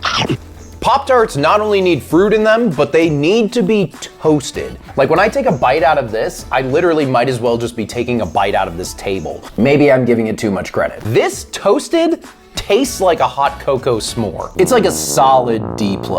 So since every meal today is basically dessert and we have like a marshmallow theme going on for breakfast, Peeps Marshmallow Trees. Oh. Okay. 47 calories per piece. There are 3 pieces in here and it's 140 calories per package. That's not math. Freak out of here. I think they're actually so... They were having all this stress. It's Christmas time. People are running through Target. You know what I mean? Like, okay, what kind of snacks do I want to get? Ew, I don't want to get the Peeps trees. Peeps suck. They look like they're in a peaceful rest now. Generally, when companies make tree-shaped snacks, they don't actually taste like a tree. Ugh. My brain knows there's a lot of sugar on this, but it doesn't taste good. Ladies and gentlemen, I think we have our first F tier. Wow! While I certainly don't think that was the worst breakfast I've ever had, the likelihood of me getting diabetes by the end of this video has dramatically increased. But we're still looking for that S tier perfect snack. Look at that. It's outrageous. And I am hungry again because I am what they call a big back. They had a bunch of like healthy sodas, prebiotic soda. It went in my eye. This kind of tastes like when you're sledding face first and you get some of that dirty snow in your mouth and some of the snow has like a flour in it. I'm gonna have to put this in E tier, but I'll drink it because it's Christmas themed and that's the freaking challenge. Popcorners Cocoa Crunch. Check out that cross section. Really subtle cocoa flavor, really subtle marshmallow flavor. I think these are a really solid B tier. The flavors are a little bit subtle for my taste. These are good, dude. Lesser Evil White Chocolate Marshmallow Popcorn. This smells kind of weird. It's kind of like green, right? Isn't the popcorn kind of green? It just tastes really bad. It somehow tastes completely synthetic. This is going in F. The Bloom Pop now tastes better. Holiday Pretzels. Snowflake. I give it a B. Final chip item, salted caramel Lay's. First impressions, not a great smell. Second impressions, I'm going to eat this whole bag. Third impression, A. We've got 2 Lindt truffle products, white chocolate peppermint, milk chocolate peppermint cookie. Pop one of these into your coffee or hot chocolate. Holy crap. The balls are just like beautiful, dude. Yo, the white chocolate, the peppermint, it's gotta be A tier. Oh my goodness. Wow. If this had sea salt, S tier. This blows this out of the water, dude. Girl Scout Thin Mint Cookie. Magically transformed it into a chocolate truffle. Holy crap, is this good. Sour Punch Candy Canes. Obviously, I'm gonna choose the red and the yellow because they're the best colors. Like and subscribe. Strawberry flavor. I wouldn't say that it's sour. I'm gonna give it a C. Reese's Filled Pretzels. Pop it. I really want to put this in S tier. There's just nothing Christmassy about it. That's the problem. Also, look at this. There's no peanut butter even in this thing. What a ripoff. I know people in the comments are going to be like, you idiot. I'm giving this an S. If I was watching the best Christmas movie ever made, Jingle All the Way, and I needed a snack, this would be the first thing that I run to. I have heard that you are either an M&M's Minis person or a Skittles Littles person. Which one is actually better? Why didn't Skittles ever have a mascot? Let's see which one's better. It smells like happiness. Put that on a t-shirt. Look at how tiny they are. I see what people are talking about. They may be packed with Red 40, but I gotta put Skittles Littles in A tier. I love like tiny food, you know what I mean? Cute and sweet and quaint. But I do love that they're Christmas themed. Although I don't know if anybody would want Skittles that are just the green apple and the strawberry. That might not be a great combination. These are so nostalgic for me. I haven't eaten these in I probably shouldn't say, a long time. Also A tier. Which one is better? I think the Skittles are a superior mini snack, but tell me in the comments what you guys think. Let's see what's for lunch. It's lunchtime. First up for lunch, we've got the Hello Kitty Happy Holiday style hand Asha friendly scallion and noodles. That's this. While these are cooking, we're gonna try some other stuff. You ripped off my ear! While our noodles are cooking, I found these holiday-themed tortilla chips. Let's see if the coloring makes tortilla chips taste any different. I doubt it does, but we'll see. Let's see if one tastes better than the other. They do, in fact, taste like tortilla chips. But I'll give them a point for the theming, and honestly, tortilla chips are goated anyway, so B tier. If we had some Christmas-themed guacamole or something, definitely A tier. Ghirardelli white chocolate sugar cookie squares. It's probably like Ghirardelli. So festive. The vanilla, the cookie crunch, the white chocolate. This is way good. It does have kind of a weird aftertaste though. It's not quite as good as some of the other chocolates, but I gotta give it an A. It's a lower A. It's definitely like an A-, but definitely good stuff. Peppermint stick flavored Kit Kats. That has an insane peppermint smell. Look at how nice and festive that is. The reason for this season, it'd be really sad if your whole Christmas was just being excited about Kit Kats, but this has a very hard peppermint flavor, but the chocolate and stuff around it doesn't taste like anything. We tried Japanese Kit Kats in another video, and those are like bursting with flavor. I love it. These are very subtle. It's fine. We'll give it a C. For see you later, I want to settle a debate. Who has the better trees? Is it Snickers trees? Or is it the undefeated champ, Reese's? Reese's, of course, are the peanut butter and chocolate, and Snickers are the peanuts, caramel, chocolate, and it has the nougat in it too. So Snickers kind of gets a point right off the bat because it's got more stuff, but Reese's just has that iconic taste that when you eat it, you just feel like everything's gonna be okay. Beautiful tree shape. Woo! I've always liked when companies turn candy bars into shapes because for whatever reason, they seem to give you more of the filling. A tier. Reese's takes it. I think we found our second S tier. I don't know anyone who's like, I hate Reese's. Who hates Reese's, dude? Later on for dessert, we have these like sugar cookie Reese's cups that look pretty good. I've even got my Christmas chopsticks. I mean, technically they're Star Wars, but I got them for Christmas, so shut up. No, no. Did that button break? What the frick? Oh, I did it. Yes. Yo, these are a lot more expensive than I would normally pay for noodles like this, but I can see why. Yeah, I'm definitely finishing these. Hello Kitty noodles. I don't really get the Christmas theme, but these are really good. So I'm giving them a solid B. And now the item you've all been waiting for, the 1 pound gummy Krabby Patty. Hopefully this is good. I've had the gummy Krabby Patties before, as I'm sure most of you have. You can tell me in the comments if you like them. I think they're mid. Ugh.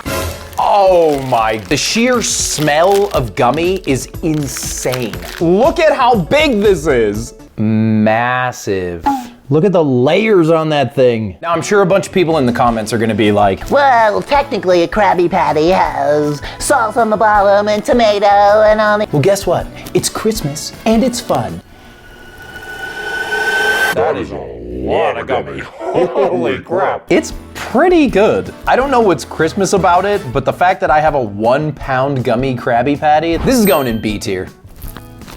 It's red and green and yeah. So because I've been eating a lot of sugar and salt today, I want to get some hydration with Liquid IV hot chocolate. Do not ask me in the comments why this exists. I could not tell you. And this one is really interesting because it's actually supposed to be hot.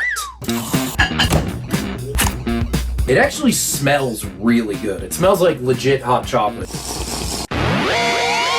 So if you took a protein shake, warmed it up in the microwave, and then put some marshmallows in it, that's kind of what this tastes like. It tastes very healthy. If you want hot chocolate, or you're looking for an electrolyte drink, I don't think this is it, dude. This is a definite D. Huge, hairy D.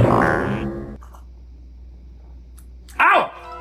It's officially dinner time, and I'm not gonna lie, I feel pretty sick right now. I've eaten nothing but chocolate and chips and chocolate chips. Frick, dude. I do not recommend doing this. Ugh.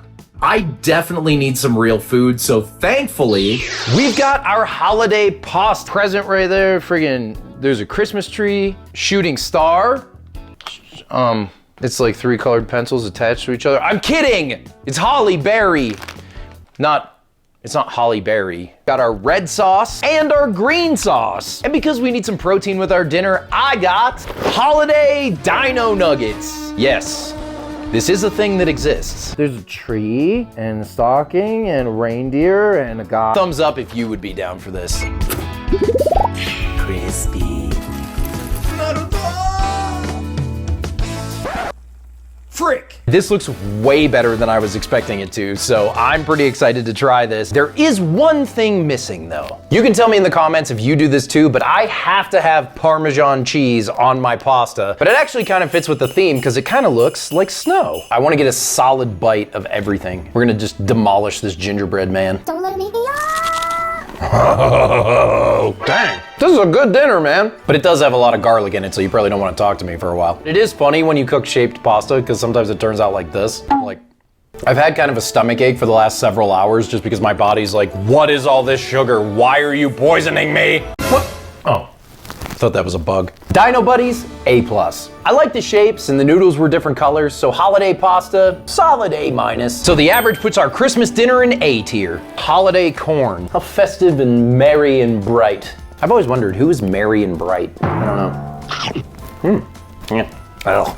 I know it's a Halloween staple, but I've never heard of it for Christmas. I think I'm just not a candy corn guy. Tell me in the comments if you guys like it. It's not inedible. Nerds Rope Holiday.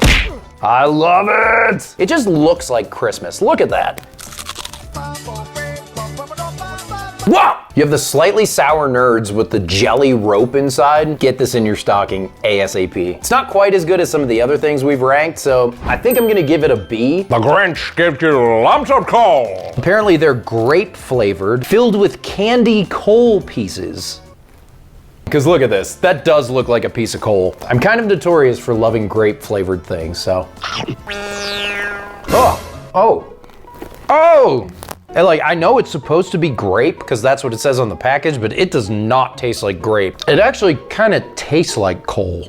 Like, ew. No. These I wouldn't wish on my worst enemy. We got some seasonal Hershey Kisses. These are Snickerdoodle and Cafe Mocha. So let's see which one's better and where we can rank them. Let's try the Mocha first. I was not expecting this. I was not expecting those. I don't get a lot of coffee flavor from this, but it is pretty good, so I'm gonna give it a B. Let's try the snickerdoodle. Of course, more white chocolate, because what else do we eat in this video? Okay, this one's good. Crunchy cinnamon sugar bits in it. Snickerdoodle takes it and gets an A. For pretty much every holiday, Target comes out with these chocolate-covered Oreos, and I've just never tried them and always wanted to, so why not for this video? We gotta try a milk chocolate one and a white chocolate one. Let's try the white. Oreos dipped in cheap waxy chocolate, so C. Now it's time for the shootout of the season. Christmas Pretzel Mint Crunch Feastables versus Reese's Sugar Cookie Big Cups. Let's try them and see which one's better. I'm genuinely not sure which one of these is gonna win. Reese's is, in my opinion, way better than Feastables, but I've never tried this flavor. Let's start with the Mr. Beast Feastables. Check that out. I don't know why, I found this with some of the other Feastables as well. Like the flavor kicks in and it's salty and sweet and I like that, but when you initially put it in your mouth, it just tastes like plastic for some reason. Reese's Sugar Cookie Big Cup. Reese's wins. It's not even a contest. Oh my gosh, dude. And this is after eating this kind of stuff for 24 hours, dude. Sorry, Mr. Beast. Reese's wins. I'm putting this in S tier. And putting that in S tier is a great segue to our best and worst Christmas snacks of the video. Put your guesses in the comments as to the best and worst foods of this video. We had several contenders, especially early on, that I did not like. But the absolute worst Christmas snack in this video was the Peeps Trees. I don't want something that tastes like a tree, dude. Peeps Trees, forever on the wall of shame. Now for the absolute best snack in this video, Reese's Sugar Cookie Big Cups. I know it was the last thing that we tried, but holy crap, are those good. We did it! Yes, we survived for 24 hours. Honestly, not feeling that well after eating this sugar, so please give me a thumbs up if you like this video. Make sure to subscribe to join the cool kids table and hang out with us every week. And you know what? This was a lot of fun. I appreciate each and every one of you for watching. This has been such a crazy year for this channel. So if you want to see me do more videos like this, put it in the comments. Happy holidays, Merry Christmas, whatever you celebrate. And I'll see you guys in the next video where I dress up like a goblin and steal gold from Scrooge McDuck. Bye.